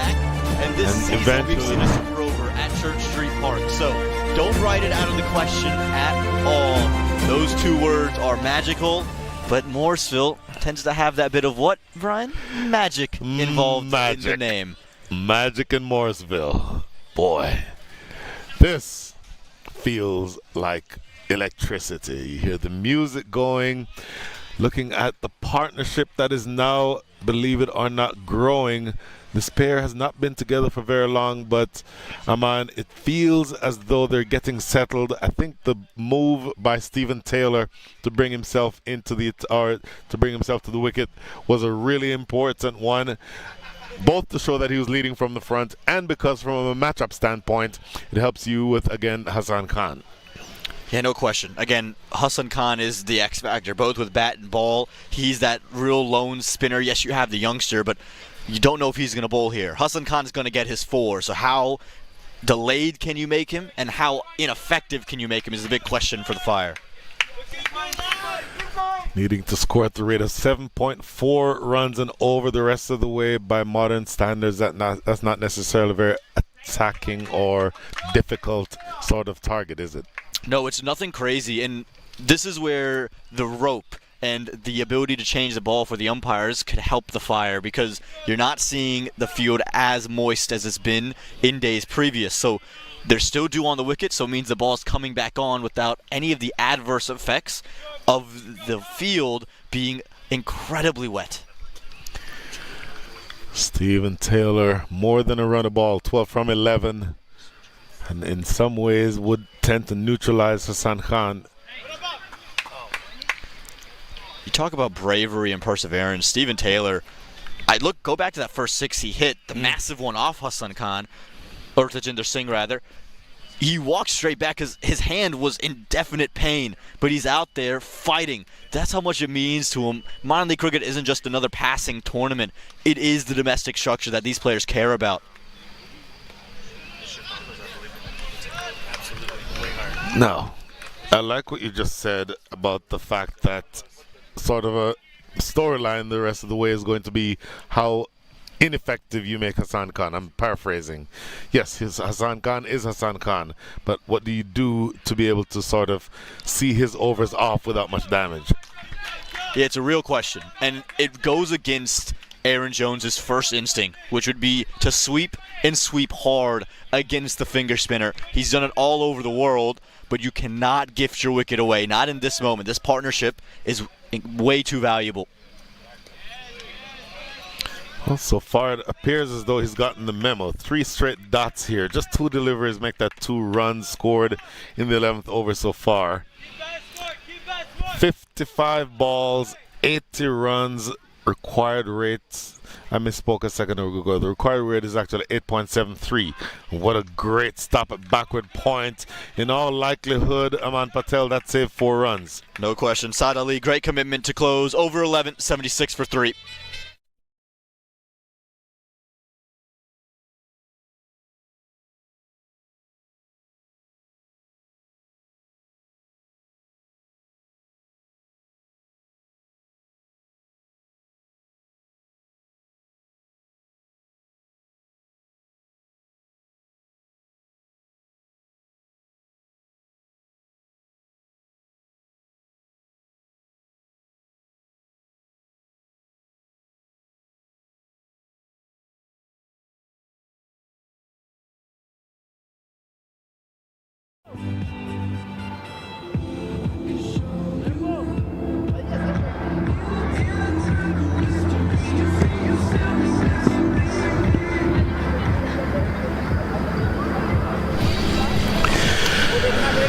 So the youngster to continue, Hassan Mohsin, 76 for 3 is where you are at the start of over number 11. Oh, that gets through. Make that over number 12. Get at least 2, and in fact, it will go all the way for 4. Aman Patel.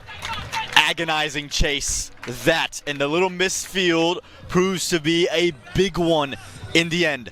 Stephen Taylor might not have a bottom hand at the moment, but he's still Stephen Taylor, arguably the best domestic product we've seen in the last 100 years in American cricket, and he can still time the cover off a cricket ball, and that was a pure example of it.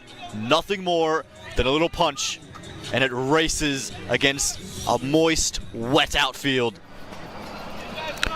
That ball did not lose any pace rolling across the 70 yards to the outfield at deep point. Oh, that is an edge. Gets past Ramiz Raja. A couple more runs. How big a miss is this one going to be? Stephen Taylor's left hand is in so much pain as well. He's not taking it off of his hip. And I think this might have just dipped on Ramiz Raja, but Stephen Taylor, that's the bigger storyline. Let's have another look at this.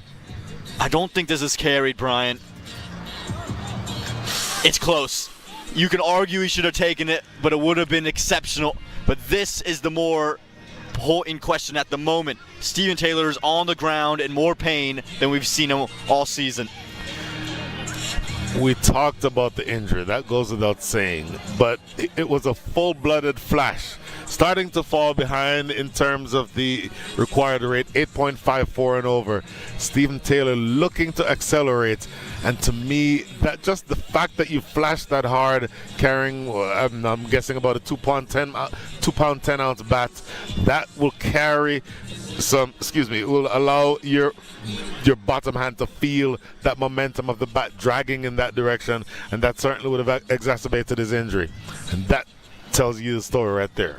Stephen Taylor told me before the Super 8 game that he played that he got a steroid shot. It's that serious to where he needs to numb that hand, getting some water in, but you can see Stephen is in so much pain, and he's a fighter.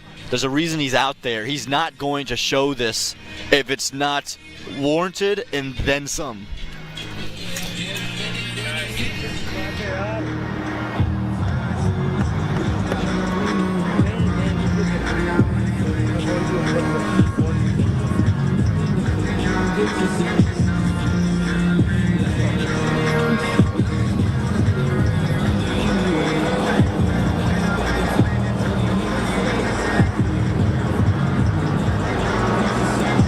Well, there was a drop there too, or a half chance, right? That could have gone to hand for the Chicago Kingsmen. Now, will Stephen Taylor be able to continue? Big question, but it would have been a real turn for the Kingsmen because their ability to take wickets in the middle overs has really faltered over the course of these Super 8s. We haven't seen them do it, and that's just a crazy juxtaposition considering they were one of the best teams in the league at doing it during the regular season, and right now their middle overs are so barren. That's an interesting point, and certainly something to pay attention to at this point. Do you need to take wickets? You can take wickets. Slowing the over rate or slowing the run rate down is always something that comes easier when you take wickets. So from that standpoint, you want to take wickets.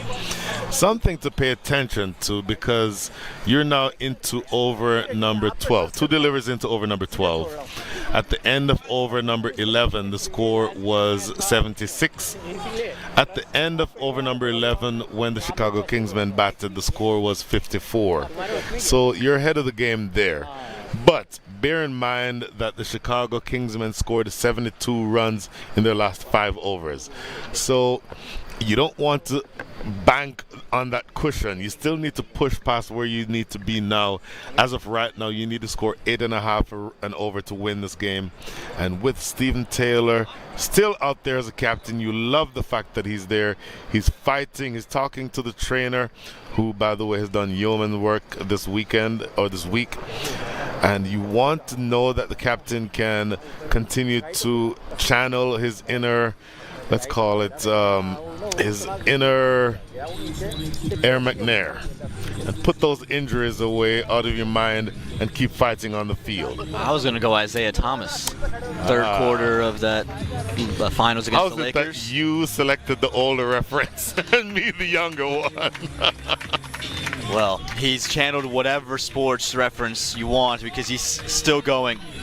A warm array of applause from his side. Indefinite pain, but you can't keep a good man down, and Stephen Taylor is back up and smiling. Can't keep a good man down. Stephen Taylor would appreciate that reference. First song of a very popular reggae song. The first line, I should say, of a very popular reggae song, and that is something that Stephen Taylor is going to draw on now. It is all adrenaline. You know him, you see him smiling there, but you know that he's in pain. He's in a lot of pain, but in his mind, we are 7-4 runs away from glory, and whatever I can do to get us there is what I need to do. It just begs the question, what is the approach? Has it changed? Oh, look at this. You see how he's holding his arm, his hand rather, up against his shoulder, up against his waist as he's running, and that to me says, I'm done. I cannot go anymore. Yeah, he's called it. He's walking off. At some point you have to understand when you're a valuable and when you're an asset. He can return, I believe, even if you were to walk off now. We'll get that confirmed, but you can see that he's just in no condition. Immediately that left hand comes off the bat, and immediately he calls to get a new man in. Valiant effort, 20 off 15. Don't know if we'll see Stephen Taylor again, but the Atlanta Fire lose their captain.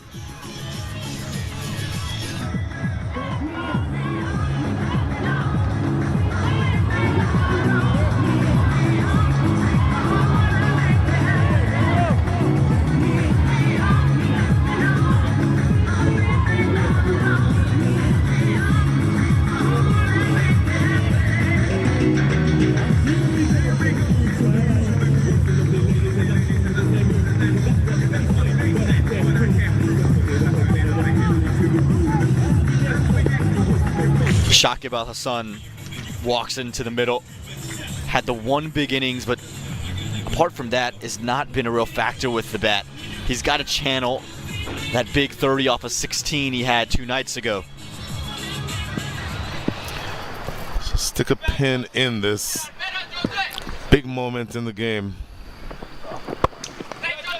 And Aaron Jones, of course, he's been there the entirety of the last several deliveries. 25 from 26 now for Aaron Jones and Shakib Al-Hassan. Well, you replace Stephen Taylor with the man who, again, at one point was regarded as the best all-rounder in the world. So you don't lose a whole lot. And I did see the innings that you referred to, 30 from 16 the other night from Shakib Al-Hassan. Slightly different scenario here, and a championship on the line. Pressure is always the biggest man on the ground. Doesn't matter where you are, what level you're playing. And right now, the Kingsmen would feel this is their chance to claw back in. They've got to take a middle over wicket, and they could take Shakib. You might just have one hand on the trophy.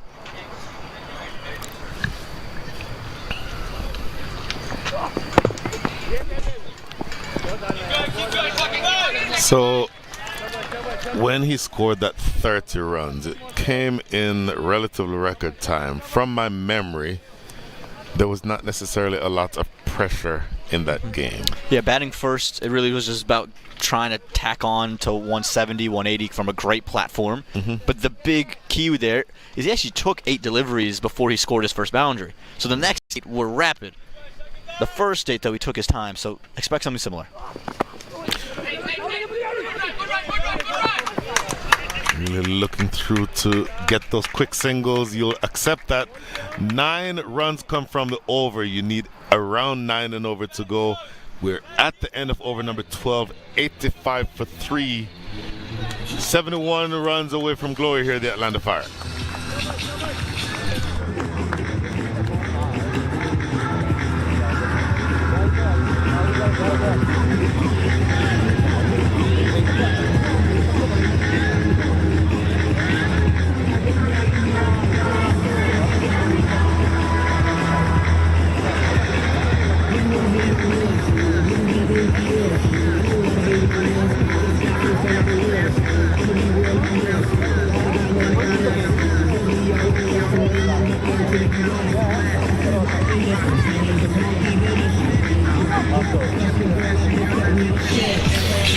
Aman Patel, Hassan Khan has 1 over left. You're spending it here.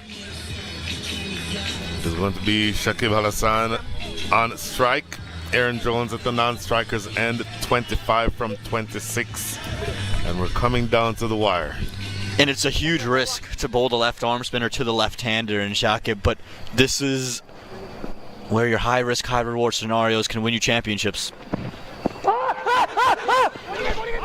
Look out here for the run out. Oh, I'll tell you what. Tricky opportunity there. I'll tell you what, this I think bouncing over the top for me. What do you think? Yeah, I don't think there's any question. A little bit of extra lift here from Hassan Khan on that shortish delivery. He is on the back foot, but has hit him in the waistband. There's no question. You can see it's already gone past the stumps. But look at the desperation from Hassan Khan. He knows how vital this wicket would be. Yes. So you'll take the leg by, but my goodness.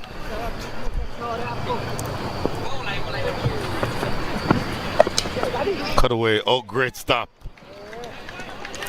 And it might be one of those situations where they would have gotten a single anyway, but Saad Ali leading from the front in the field. But it's that little extra bit of pressure, that hesitation. Again, this is that LBW shout. You can see the Kingsmen, they want just a piece. They know they're just on the edge, the border of holding the trophy again. Ouch. Skied toward us. That is a huge hit, and it goes for 6. Boy, Asif on the boundary, but unless he was 15 feet tall, he was never going to catch that. Well, there's a risk. Fielder in place, but lefty with the ball turning back into him. Maybe the smaller end of the ground as well if there had to be one. And you never know how that's going to play out. And Hassan Khan got the shot he was after, wanted him to play this, but Shakib Al Hassan knew it all the way. There was a drop though. Crowd's got to be much better with the hands, Brian. Powder on the corner. So a few more runs, and I think more runs that you've conceded in this Hassan Khan's last over than you'd be comfortable with. 9 from the over, 2 to go here in over number 13. Replay again on that big strike from Hassan, or make that Shakib Al Hassan, and he knew, and there's the reaction from Hassan Khan. And you can hear the words of encouragement being shouted by the Atlanta Fire to this pair. And again, that six would just settle everything down. It allows Aaron Jones to work his singles around. No pressure would be back and applied.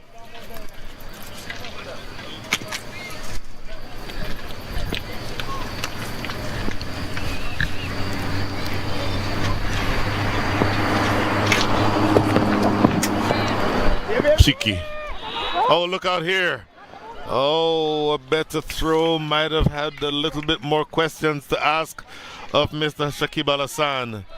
Dot ball, exciting dot ball to close out over number 15, make that 13, 10 runs coming from it, 95 for 3. Moments like these can win you matches. The youngster tried to go overhand, delayed the throw, and was inaccurate.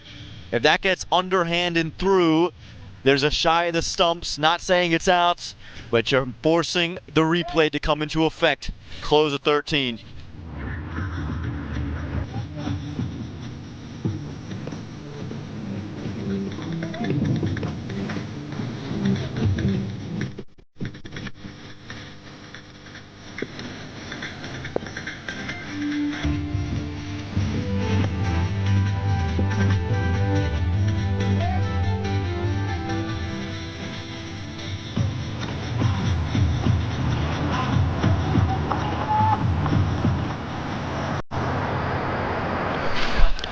Hassan Mohsin, Aman Patel will be bowling his 3rd over.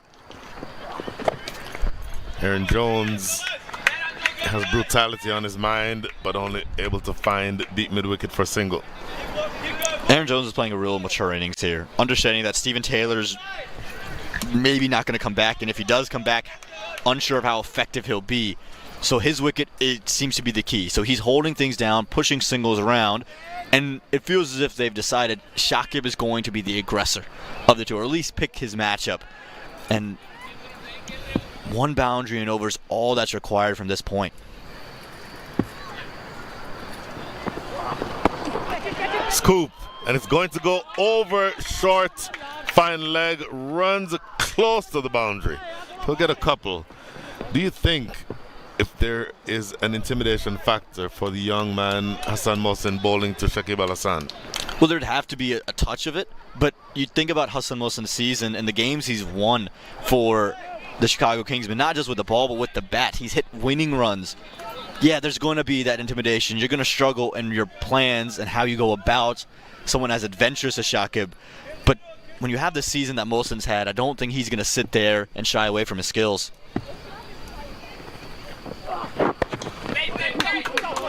Do they look for two here? The bowler himself is after it. That's good work. So 4 from the first, 3 in over number 14. You're coming down to the wire here. 8.77 runs and over needed the rest of the way. Atlanta Fire. Dare I ask Aman Patel about your win predictor? You'd have to favor the Fire at this point because it's getting closer to the run ball, and you've got a couple of bats still left in the shed. You still have your Sunny Patels. We've seen Anj Patel's ability to get ones, and Stephen Taylor showed that he could get a couple of ones if he can come back into bat. But a wicket changes things, no question. Smashed for 6 off the center of the bat. That is a shot of authority. That is how you bring up 100 in a final. And he gets a thunderous applause. Aaron Jones, he's built for moments like these. Music roaring, Fire loving it, and Jones starting to set a blaze. We talked about it, running the ones at 100 strike rate. Then, right here, just got the length he was after, and that left the bat like it was going to leave the stratosphere. Boy, that length will not trouble most batters, and if it is a batter with the capabilities of an Aaron Jones, that will travel out of the stadium. So it almost felt like that one shot, Aman Patel, swung the win predictor about 10 percentage points. No question, and the same thing would happen with the wicket, right? It's not like it's set in stone in that position. The Kingsmen would know that they're still in this game. You take Aaron Jones' wicket, Shakib hasn't been out there in the middle for very long. He's at the 1-6, he's got the 1 scoop, but other than that, he hasn't played a shot off the middle of the bat yet. Thinking ahead, who bowls over number 14? Make that over number 15. Down the ground. Should just be a single. I wouldn't mind to take the punt of Zio Huck now. Knowing that a wicket needs to come on the board, go to your premium seamer because Aaron Jones is heating up and he's starting to find rhythm. And when he's hitting sixes like this, you think back to Grand Prairie in 24 and you think back to what the St. Lucia Kings got in 24, and it feels like something special is in the offering. Good friend of mine back in Texas, Dallas to be specific, considers himself a prognosticator. He just said Kingsmen by 2 runs. Played down the ground, a single to close out over number 14. It is coming down to the wire. 49 runs needed from the last 36 balls. 107 for 3.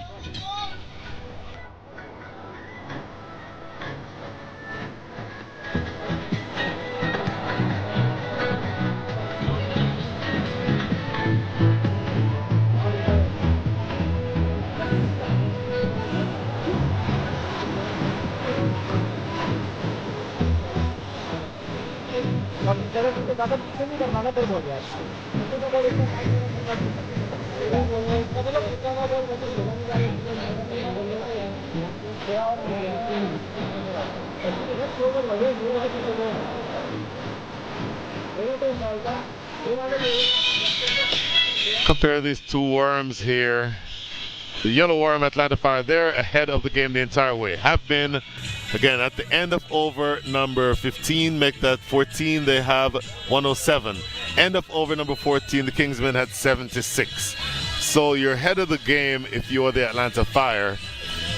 For me, the key is going to be whether Aaron Jones can bat through. If you are the Atlanta Fire, and there you see the big picture, 49 needed from 36. If you're the Kingsmen, you have to bring back either Zio Haq or Ghulam Mudassar. Your strike bowlers have to come back on now. You don't have the luxury of allowing them to wait till 17, 18, 19 and 20. They each have 2 overs. You want at least to spend some overs here. If not to take a wicket, at least to slow down the scoring rate. No question. Again, this game is moving towards the Atlanta Fire, and the reason we say that you want to bring them in now is theoretically you want them in bowling in the 18th and the 19th and the 20th, but right now if this game gets to the 18th, 19th, 20th, it's going to be over. I don't sit here thinking that if the required run rate stays at 7.5 through the next 2-3 overs, that is going to be in the favor of the Kingsmen. They need wickets, and they need them in a hurry. Well, clearly, Saad Ali is listening to both of us, because it is Zia-ul Haq who's back now into the attack, coming back into the attack from the Cedar Fork end. Left arm quick, swings it. Don't know how much it will be swinging now, given that the ball is 14 overs old. But you absolutely need wickets. I don't think that restricting runs is the only story here. You need wickets. You'd prefer for that wicket to be Aaron Jones. As of right now, though, Shakib Al Hasan is on strike. Well, he's going to start over the wicket, it seems, to Zia-ul Haq, but I would almost think about him coming around and trying to aim at all 3 stumps. Go Yorkers for the right-hander. Well, he'll do that, I would think, when direct hit. That is a great piece of fielding. And remember, we have the capability of going upstairs. That's exactly what we'll do here.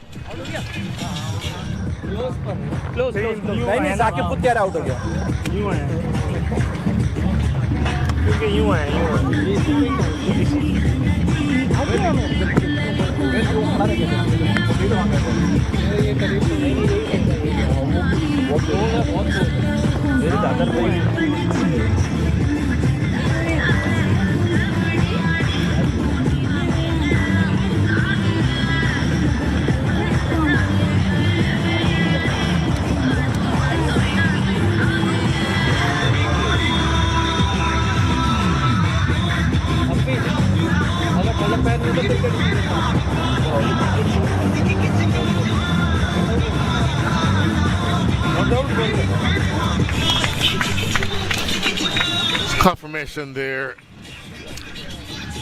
Shakib Al Hasan made it safely. We do have the capabilities of going to the third umpire. And the third umpire, Sandeep Parikh, believes that just got over the line. I think we saw the video there. But you mentioned going around the wicket to the right-handed Aaron Jones, and I don't know that I disagree with that at all. The idea here is that you need wickets, and maybe the best way to get wickets is to just target the base of leg stump. You can do that best from around the wicket, slanting it in and looking to disturb the furniture that way. It doesn't look like he's going to go with that plan. So what is your plan of attack to Aaron Jones, who hasn't done anything rash? I would almost sit there and say, do you go slower ones? But why is he on strike? Well, it's because of this here. Got off the mark and off strike, and the dragging of the bat at the end was the key. Basics. Any young cricketer, that's the basics that you have to do to win in fine margins. Oh my goodness. Last 35 balls of the match. Hammered away into the deep. In fact, off the bat, it sounded like it was hammered. It was more mistimed in that deep mid-wicket area. So 2 singles from the first 2 balls here from Zia-ul Haq. Are you comfortable just conceding singles when you've brought Zia-ul Haq back? Well, then it does beg the question of who else can the Fire take on, right? In what situation can you? But the other thing is Zia's only going to have 1 left to bowl. So, yes, you're okay going 6, but the wicket is what's required, and it's what you're after by bringing in your premier strike bowler.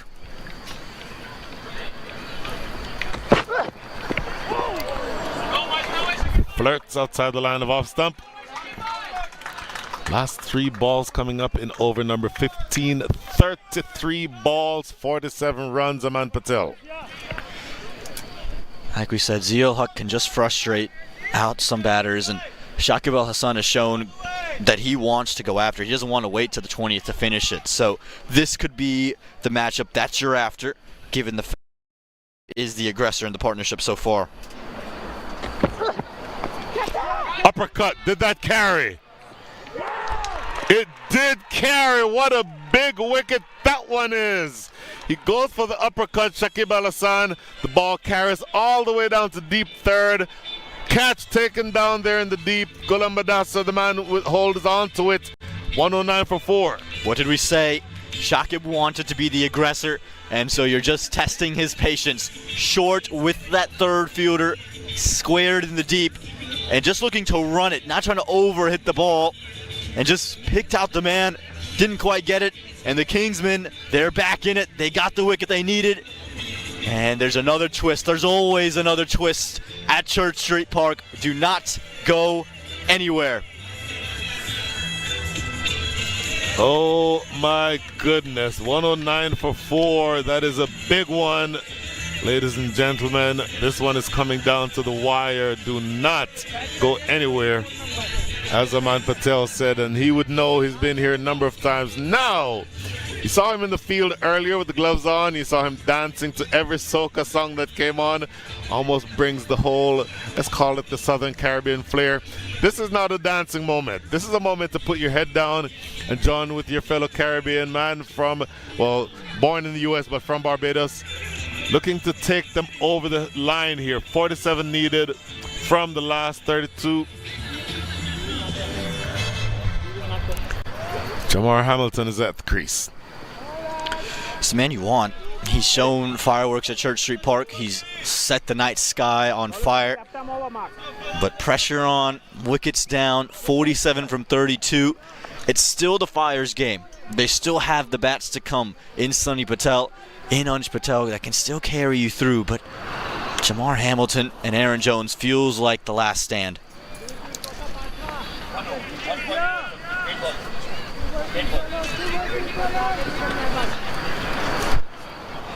Feels like the last stand indeed. And Jamar Hamilton is ready, as is the old Hack. Run out opportunity? No. He will not throw it. Boy, tension is starting to build. Talked about, in fact, just it wasn't too long ago, I asked you whether you are comfortable conceding singles. Well, just 2 singles from the over already, and you've already had a wicket. So this is going the way that you want to, as the old Hack comes in to bowl the last ball of his penultimate over.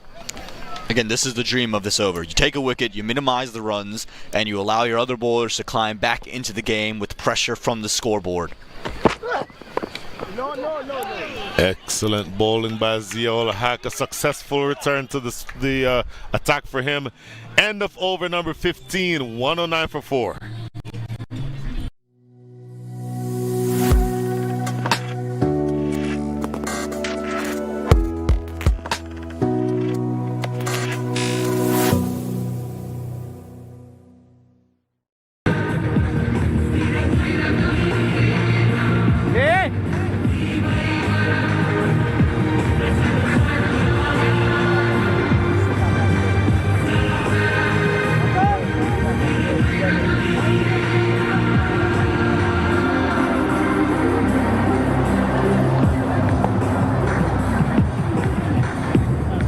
Well, we've seen this before. Jamar Hamilton, Aaron Jones, playoff time, Church Street Park. It's shades of 2022, and the job was remained unfinished. Then they fell 1 game short. They are 47 runs short at the moment as Anwar Ali Khan has the ball. Could we ask for a better final? Could we ask for a better situation? We would have to be very greedy to do that. Take a look at the options. Tajinder Singh's got 3, but he won't get the ball again. You're going to go to Mudassar. Ul Haq's got 1, and Ali with 2. Run out. No throw. Every moment so crucial in these finals. Again, you look at those options there.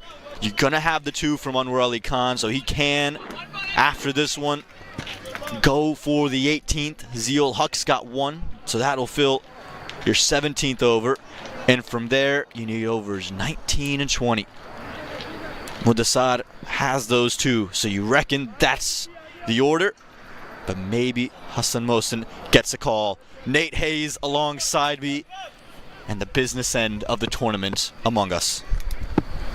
This is the partnership that matters so much. A lot of history here from these two, going back to 2022. Talked about how the Fire lost in that final, but getting to the final, this partnership, this pair put up a 102-run partnership in the first innings against New Jersey Stallions to just take the game away. They are capable of it.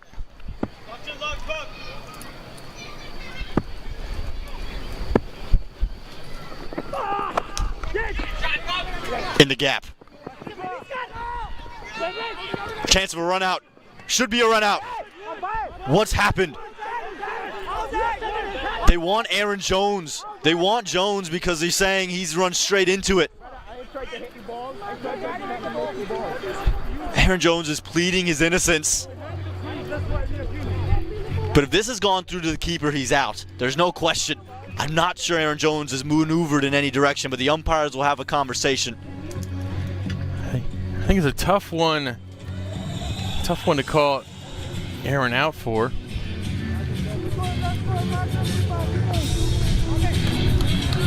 I think in real time, Amon, looking at the square, it didn't look like it was interference to me. And confirmation of that too.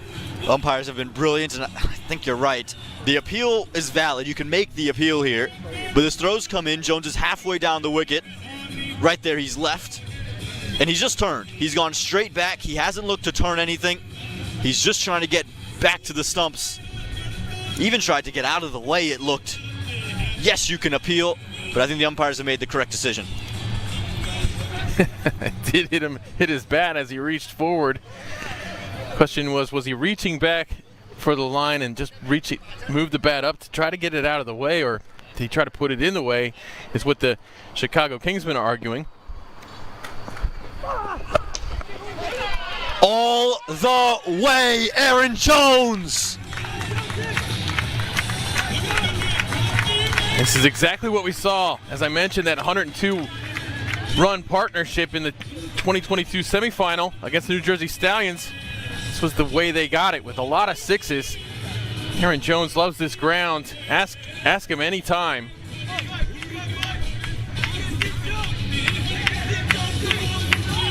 See that ball tucked deep into the bowler's hands. Aaron's so quick to swivel on those. And the celebrations are coming out. Where have we seen that before? Is it deja vu all over again?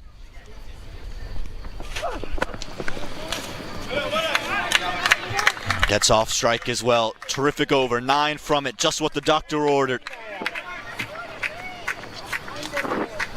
Exactly. One ball still left to come here.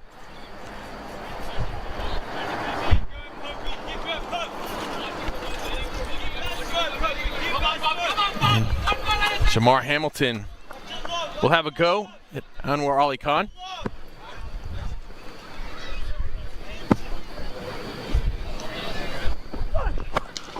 Jamar Hamilton gets in and goes big. Well, whoever parked over there, my goodness. What a shot. You see the kids out there trying to chase the ball down? The ball finding committee is excited right now. Jamar Hamilton really brings the juice at Church Street Park.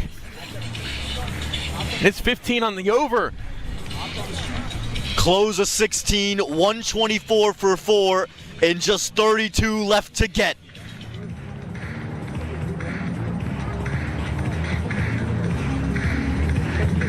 Another look at that. Given the width and taking advantage of Anwar Ali Khan. Was that the right move to go back to him this early? Time will only tell. But this partnership is back in action at Church Street Park.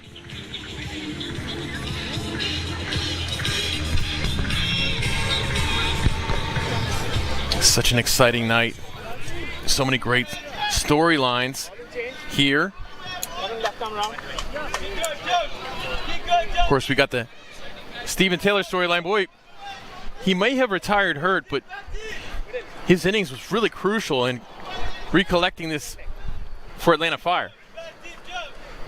Remember, Aaron Jones had 64 in the final 3 years ago. He would be thinking about that, how he came up short. Since then, finals have been what he's won. Terrific slower one. Again, we knew that the left arm seamer was going to come back in. He's got 2 left.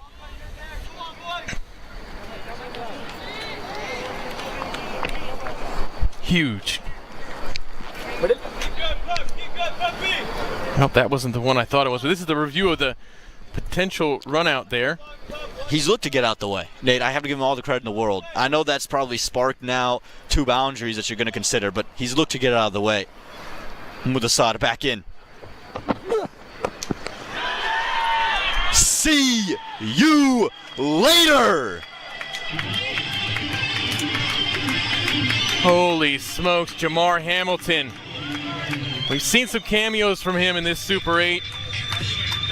This is exactly what's needed right now, is what he did the other night against Baltimore. If he just does that tonight, you got to think this is a win for the Fire. Just so quick. Snapping those wrists at the end of that swing. Oh my gosh. How good has he been at Church Street Park over the years? And just reasserting his dominance. And he knew he couldn't bowl there, Gulam. And the equation just becomes so elegant now.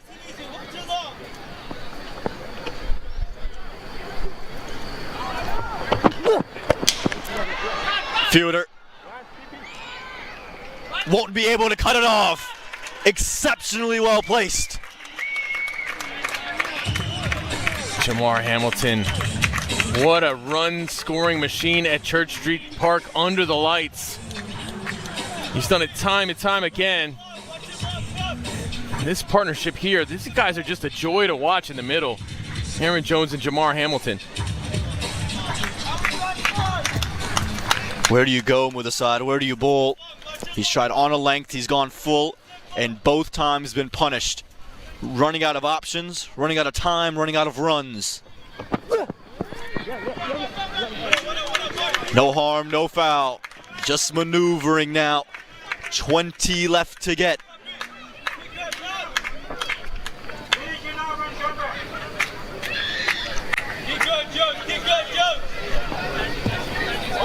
And man, I'll tell you what, Aman, we talk about the ebbs and flows here at Church Street Park. We've seen them in spades today, both innings so far. Right now, the Fire have to be in the driver's seat.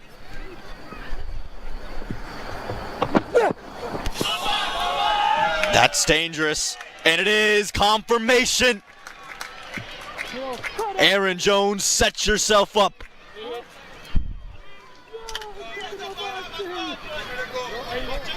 It'll be a no ball. And look at the smile. You gotta love it. Aaron Jones, he's so calm in these pressure situations. I remember in that final in 2022 when Jamar Hamilton came into the middle in a tense situation. Yeah, he might have gotten out, I think, for just 4 runs. But when he came out to the middle, the two of these beautiful batsmen greeted each other with a big smile. Around the corner, in the gap, and fist pumps all around. And the smiles continue. Aaron Jones has just taken over this game.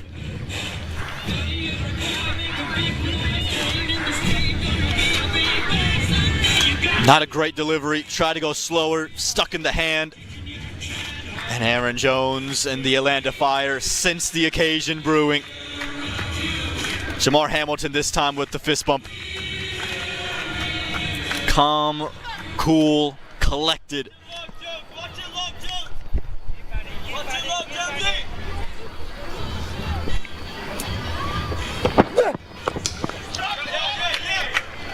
And we'll hold on to strike into over 18. The Atlanta Fire They sense it happening. 14 runs left to get. It's 142 for 4.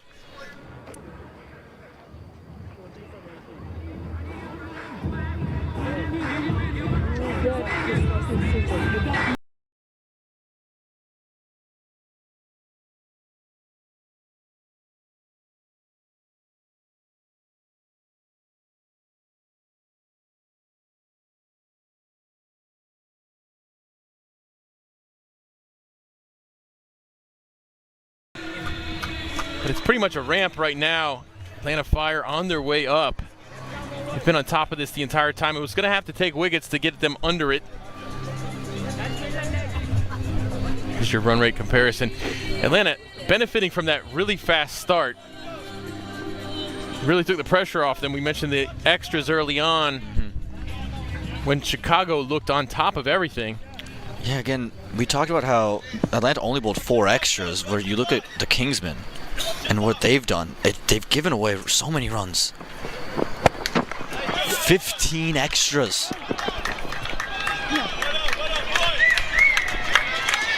And a special moment for a very, very special cricketer. His second half-century in a minor league final. And he's getting a thunderous applause from everyone here at Church Street Park. And he's trying to go one step further. Remarkable here.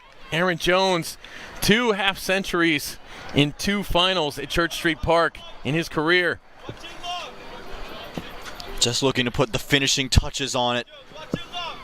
3 years ago, failed to do it, is 12 runs away from doing it tonight. If there's any hope for the Kingsmen to get back into the game, it's Zeel Huck. It's wickets, and wickets in a hurry, and the left arm Texas Super King can do it. Absolutely, one of the very best fast bowlers in the country. Incredibly dangerous and consistent, Zeel Huck.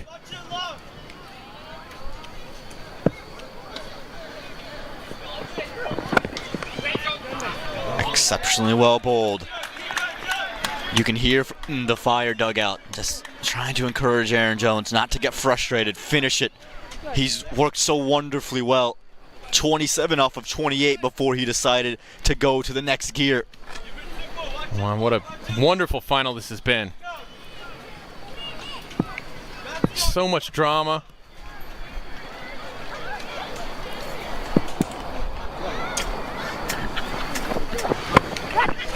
Chance. No. Another chance.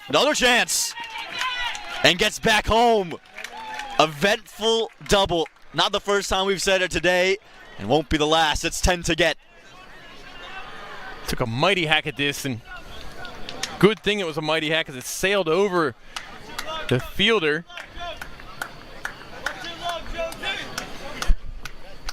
He knows what to do in this situation. He's going to go big. He's relatively safe area.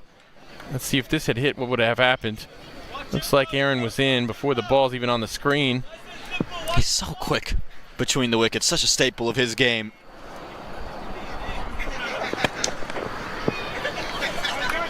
A lot of credit to Zeel Huck. He's at least pushing this on, trying to give the Kingsmen a fighting chance. This is his last over, so they'll have to look elsewhere to bowl the last 2. But he doesn't want it to end here. 10 to get from 13.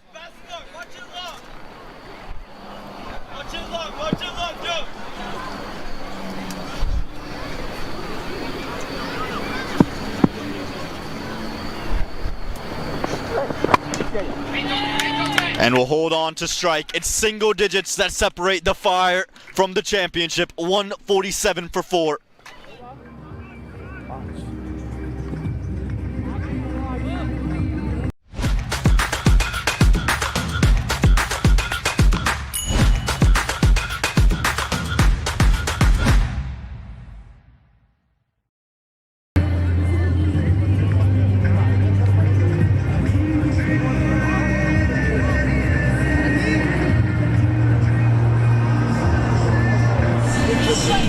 Off 12, and give that man on your screen credit for his 20-run contribution.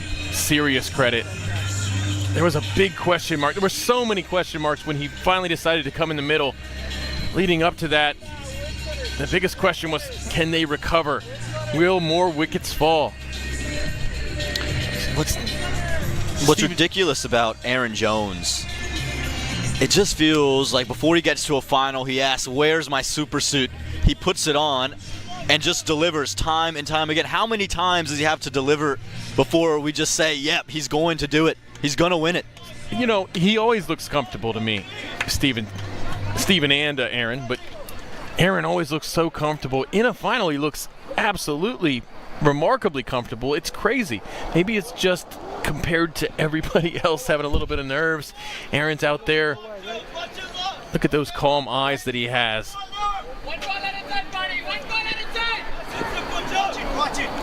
He's an absolute superhero of American cricket.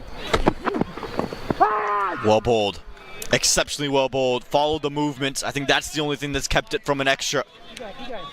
In the history at this ground, Aman, you talked about the importance of Stephen Taylor's innings in the context of this game, how he's played such a big part in this team.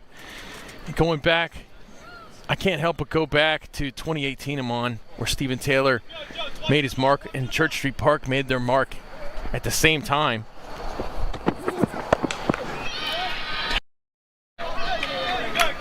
And we'll only get the one.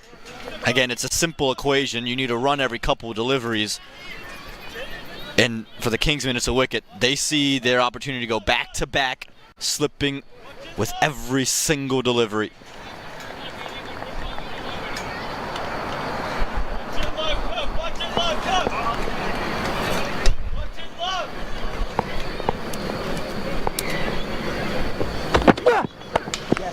Up. Danger. Real danger. Taken. Of course it's Hassan Khan, and there is still twists left at Church Street Park. Well, it's not over till it's over. There's a lot of fight in this Chicago Kingsmen team. Jamar Hamilton didn't face many balls. When you look at the scoreboard, you see, oh my goodness, he scored 17 off of 9. That is a Jamar Hamilton special for sure. 1-48 for 5 as Sunny Patel walks in. Give a lot of credit to Ghulam here. Could easily have just rolled over and said game's over, single digits left, what am I meant to do? But him and Hassan Khan connect there. Hopefully Hassan hasn't done too much to his knee. But it's the same region, if you remember, where Jamar got out, caught out in 2022 in that final, chasing. Well, that's true. This time in a much more favorable position for Atlanta Fire. That's also true. Another similarity, it was a left arm spinner that took the catch. Harmeet Singh then, Hassan Khan now. I remember that. Funny Samhadri, left arm seamer. And we have Ghulam, another left arm seamer. History tends to repeat itself. Sunny Patel, the new Atlanta Fire, who wasn't here in that final. Trying to rewrite the wrongs. History does repeat itself. The Atlanta Fire want to change the ending. And they are 8 balls away from doing so. It's getting very interesting here, though, after a dot ball. Great resilience from this Kingsman team. 8 from 9. And suddenly the nervous energy that was missing for the last 2 overs is back. Flies. Just the one, though. But it does enough to get Aaron Jones on strike. What's his approach? Is it a single, Nate, to keep yourself on strike in the final over? Or do you look to put on a boundary with 7 runs left to get, remind you? Good question. It's a 50-50 chance here. You know, a 6 ties it up, but Aaron Jones won't want to take any chances, I think, if I'm a betting man. I think he'll play his typical Aaron Jones style and look to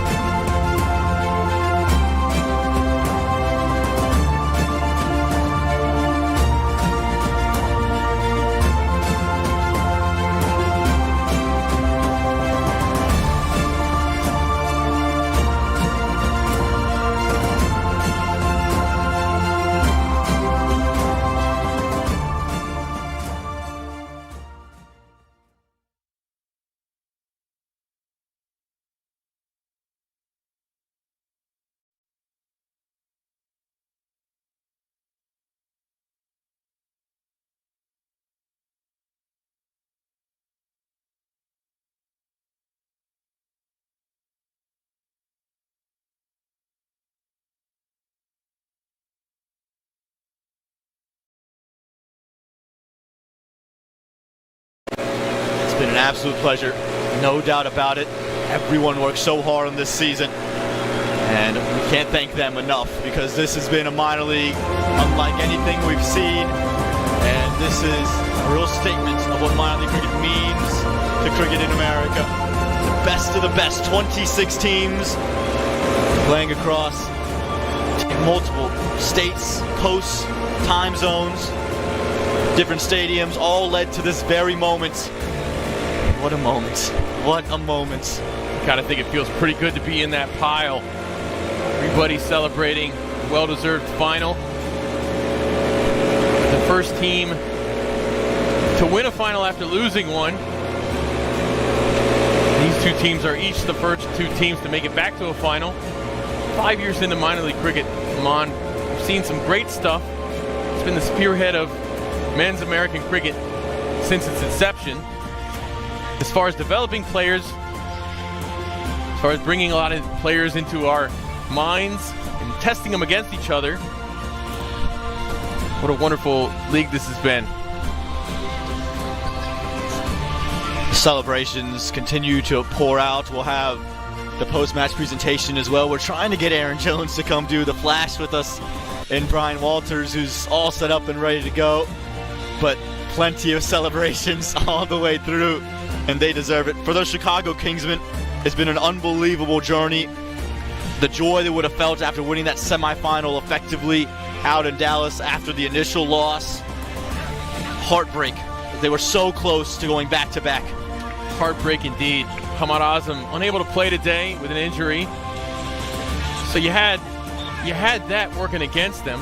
Stephen Taylor was not at 100% for Atlanta Fire, so both teams missing a big part of their heart and soul. Obviously, the Fire got the benefit of Stephen's bowling and for a period of time his batting. And his mind in the middle as well. What an exciting time here at Church Street Park for this Atlanta Fire team and for minor league cricket in general.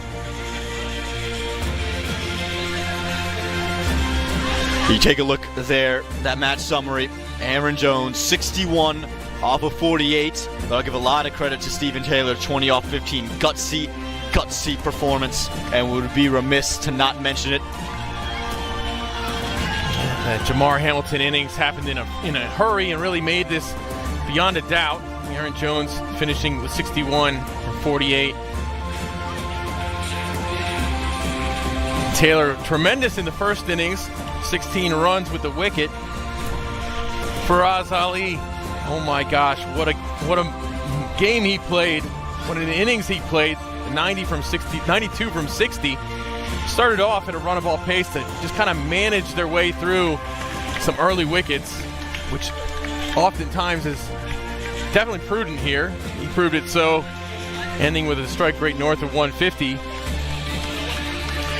But what a Super 8 we've had, both in Grand Prairie and in Morrisville. It's great watching Brian Walters on the call down there with Joe Hickey in Texas. Just the entertainment that was brought there, the knowledge that they bring. Got so many good commentators, Aman, all around the country too. A lot of people contributing to this league. It's such a revelation for USA Cricket. It's something that just adds to the levels, and from all departments, not just players, but management, commentators, umpires. We've seen it get better and better, and again, we're so fortunate and grateful to be able to bring it to you. And there's plenty of selfies around. And for the young cricketers, I think that's the biggest thing, the young fans who get to come in and meet their heroes, Aaron Jones included. Not only a World Cup hero, not only a CPL hero, but a minor league hero in his own right, and he deserves all the fanfare and awards for it. And Brian Walters, he's ready, and we'll set him up for the flash here.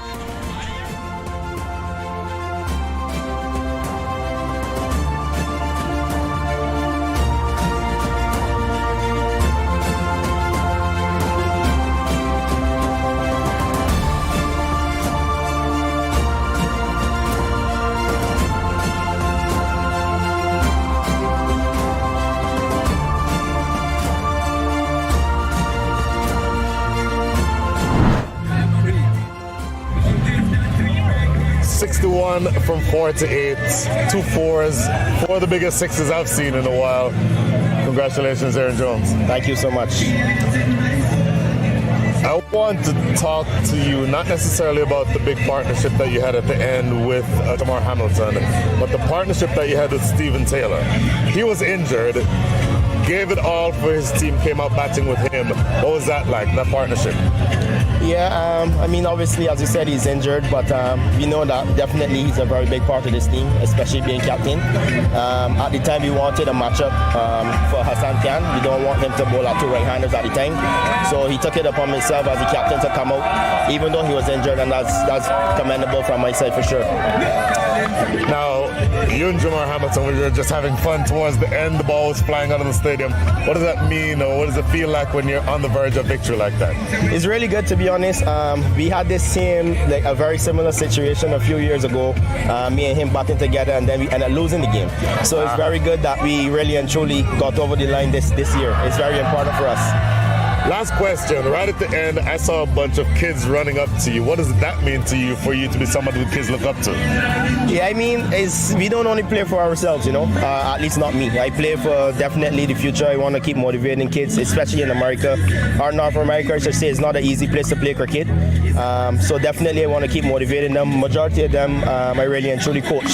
So they know me for a long while, but definitely kids all over the country, I want to keep motivating them for sure, because I can't play forever. And I want to pass on everything I learned to the kids for sure. Fantastic. Best of luck. Go enjoy it with your teammates. Thank you so much.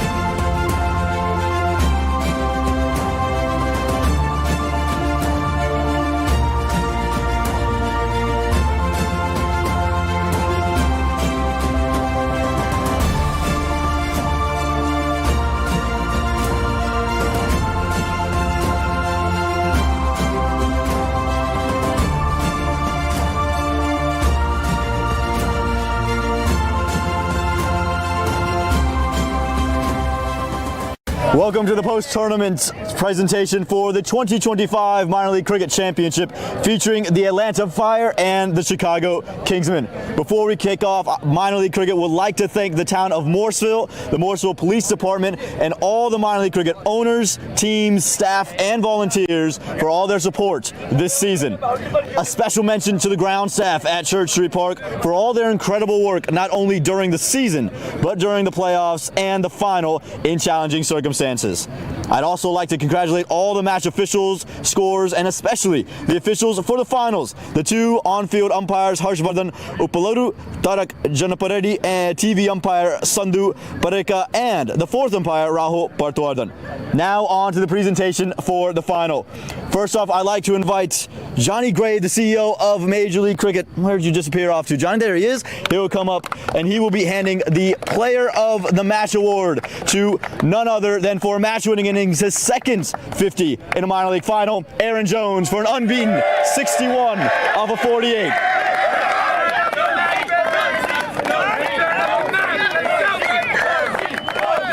Well done, Aaron, for a brilliant day. You go back to your team as well. Congratulations, Aaron. Now I would like to ask the captain of the Kingsmen, Saad Ali, to come forward for a few words. Saad, tough luck today. First off, in the first innings, 155. Did you feel that was enough runs on the board? The first thing is congratulations for Atlanta Fire. This is a cricket, and one team is win, one team is loss. So that is the day Atlanta Fire. That's the way. Tell me about your team and how they performed all season long. Our team has performed very well, and all players is performing. Sometimes happen. This is a cricket. That's it. No problem. Well, tough luck today, but we know you guys will be back. Well done the whole season. All right. Thank you very much. Saad Ali, captain of the Chicago Kingsmen. I would now like to invite TJ Colley. He will step forward for me, mayor of Morrisville. He will be handing out the medals to the entirety of the winning team. So, teams, we will have you come in and get your medals. So, we will like to invite the winning squad, the Atlanta Fire, to collect their medals. Stephen Taylor, you'll be last in the line, but come forth and accept your medal from TJ Colley.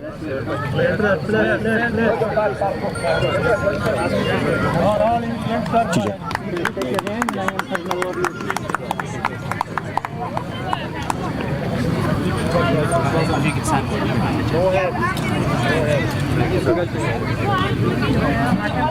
And this Fire team was brilliant all season. Just lost the one game to the Baltimore Royals, and they kept their nerve all the way through. Whether it was young stars, whether it was the experience, new opening partnerships, and their spin quartet that was quite brilliant. But don't forget about the young seamer Aryan Patel alongside Janoy Drysdale. Azim Charania getting his medal now. He was brilliant in the couple of games that he played. And this entire Fire unit, they've been a stalwart of minor league cricket. They had been in these playoffs every single year, actually missed out on last year's edition, but they were able to come back and get to this position and get over the line, right the wrong for what happened 3 years ago at this very ground under these very lights, chasing a total. They fell then, but like a phoenix, they rose from the ashes of that defeat, and they waited the long road to get there. Some new additions: Sunny Patel, Janoy Drysdale, Shakib Al Hassan. So just to name a few, but a couple of old faces. Aaron Jones, 61 unbeaten. Sunny Patel hits the winning runs. Jamar Hamilton, who was brilliant with his big couple of boundaries, always expressive behind the stumps, and Captain Stephen Taylor. And Stephen, I'm going to have you just stick around here just for a couple of words. Stephen Taylor, the captain of the Atlanta Fire. First off, congratulations. Tell me what this moment means to you. It's a wonderful feeling. It's a tournament playing for the last 4 years now, and we always thought we had a strong team to win it, and this year we came victorious.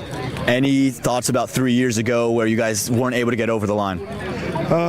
Yeah, it was a rough time, especially losing against one of my good friends, Rishi. But it was a good game in the end, and cricket won at the end. Today, you came out to bat 20 unbeaten runs. talk to me about what you were experiencing and the immense courage you displayed out there. Well, for everybody knows, I already have a small partial tear, so I literally took an injection 2 days ago just to play the tournament. But when I went into bat, it was feeling good. I hit a 1-6 and it literally just started erupting again. Took painkillers, that stopped hurting. Then I played one shot again and my bat went out. So it's just numerous of things just happening to a guy. I'm just grateful to be here. And lastly, tell me about Aaron Jones and the innings he played today. Top innings. There's no other innings that I think played in minor league can beat that today. There you go. Congratulations, Stephen, and to your entire team. Go over there. You're going to collect the trophy. Actually, before you get going, TJ Cawley, he's going to hand you that championship trophy and take that over to your team. We'll get a couple of flicks in, and your team deserve this one. Stephen Taylor, brilliance in his own right. That 20 off 15, courageous. And take that over, Stephen. Go celebrate with your boys, the Atlanta Fire. It's been 5 years in the making. They say one heart, one fire, and tonight there's only one minor league champion.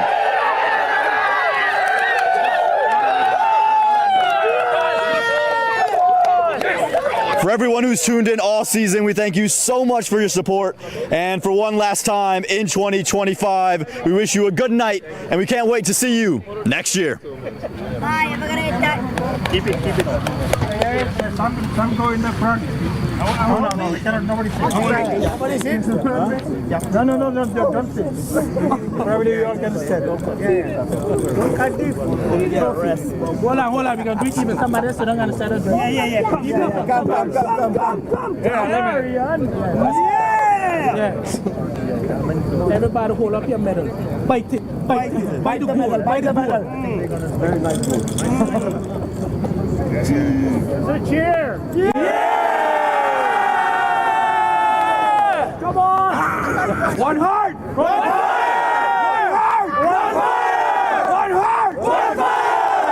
That's about right. Yeah. Thank you, everyone. Thank you.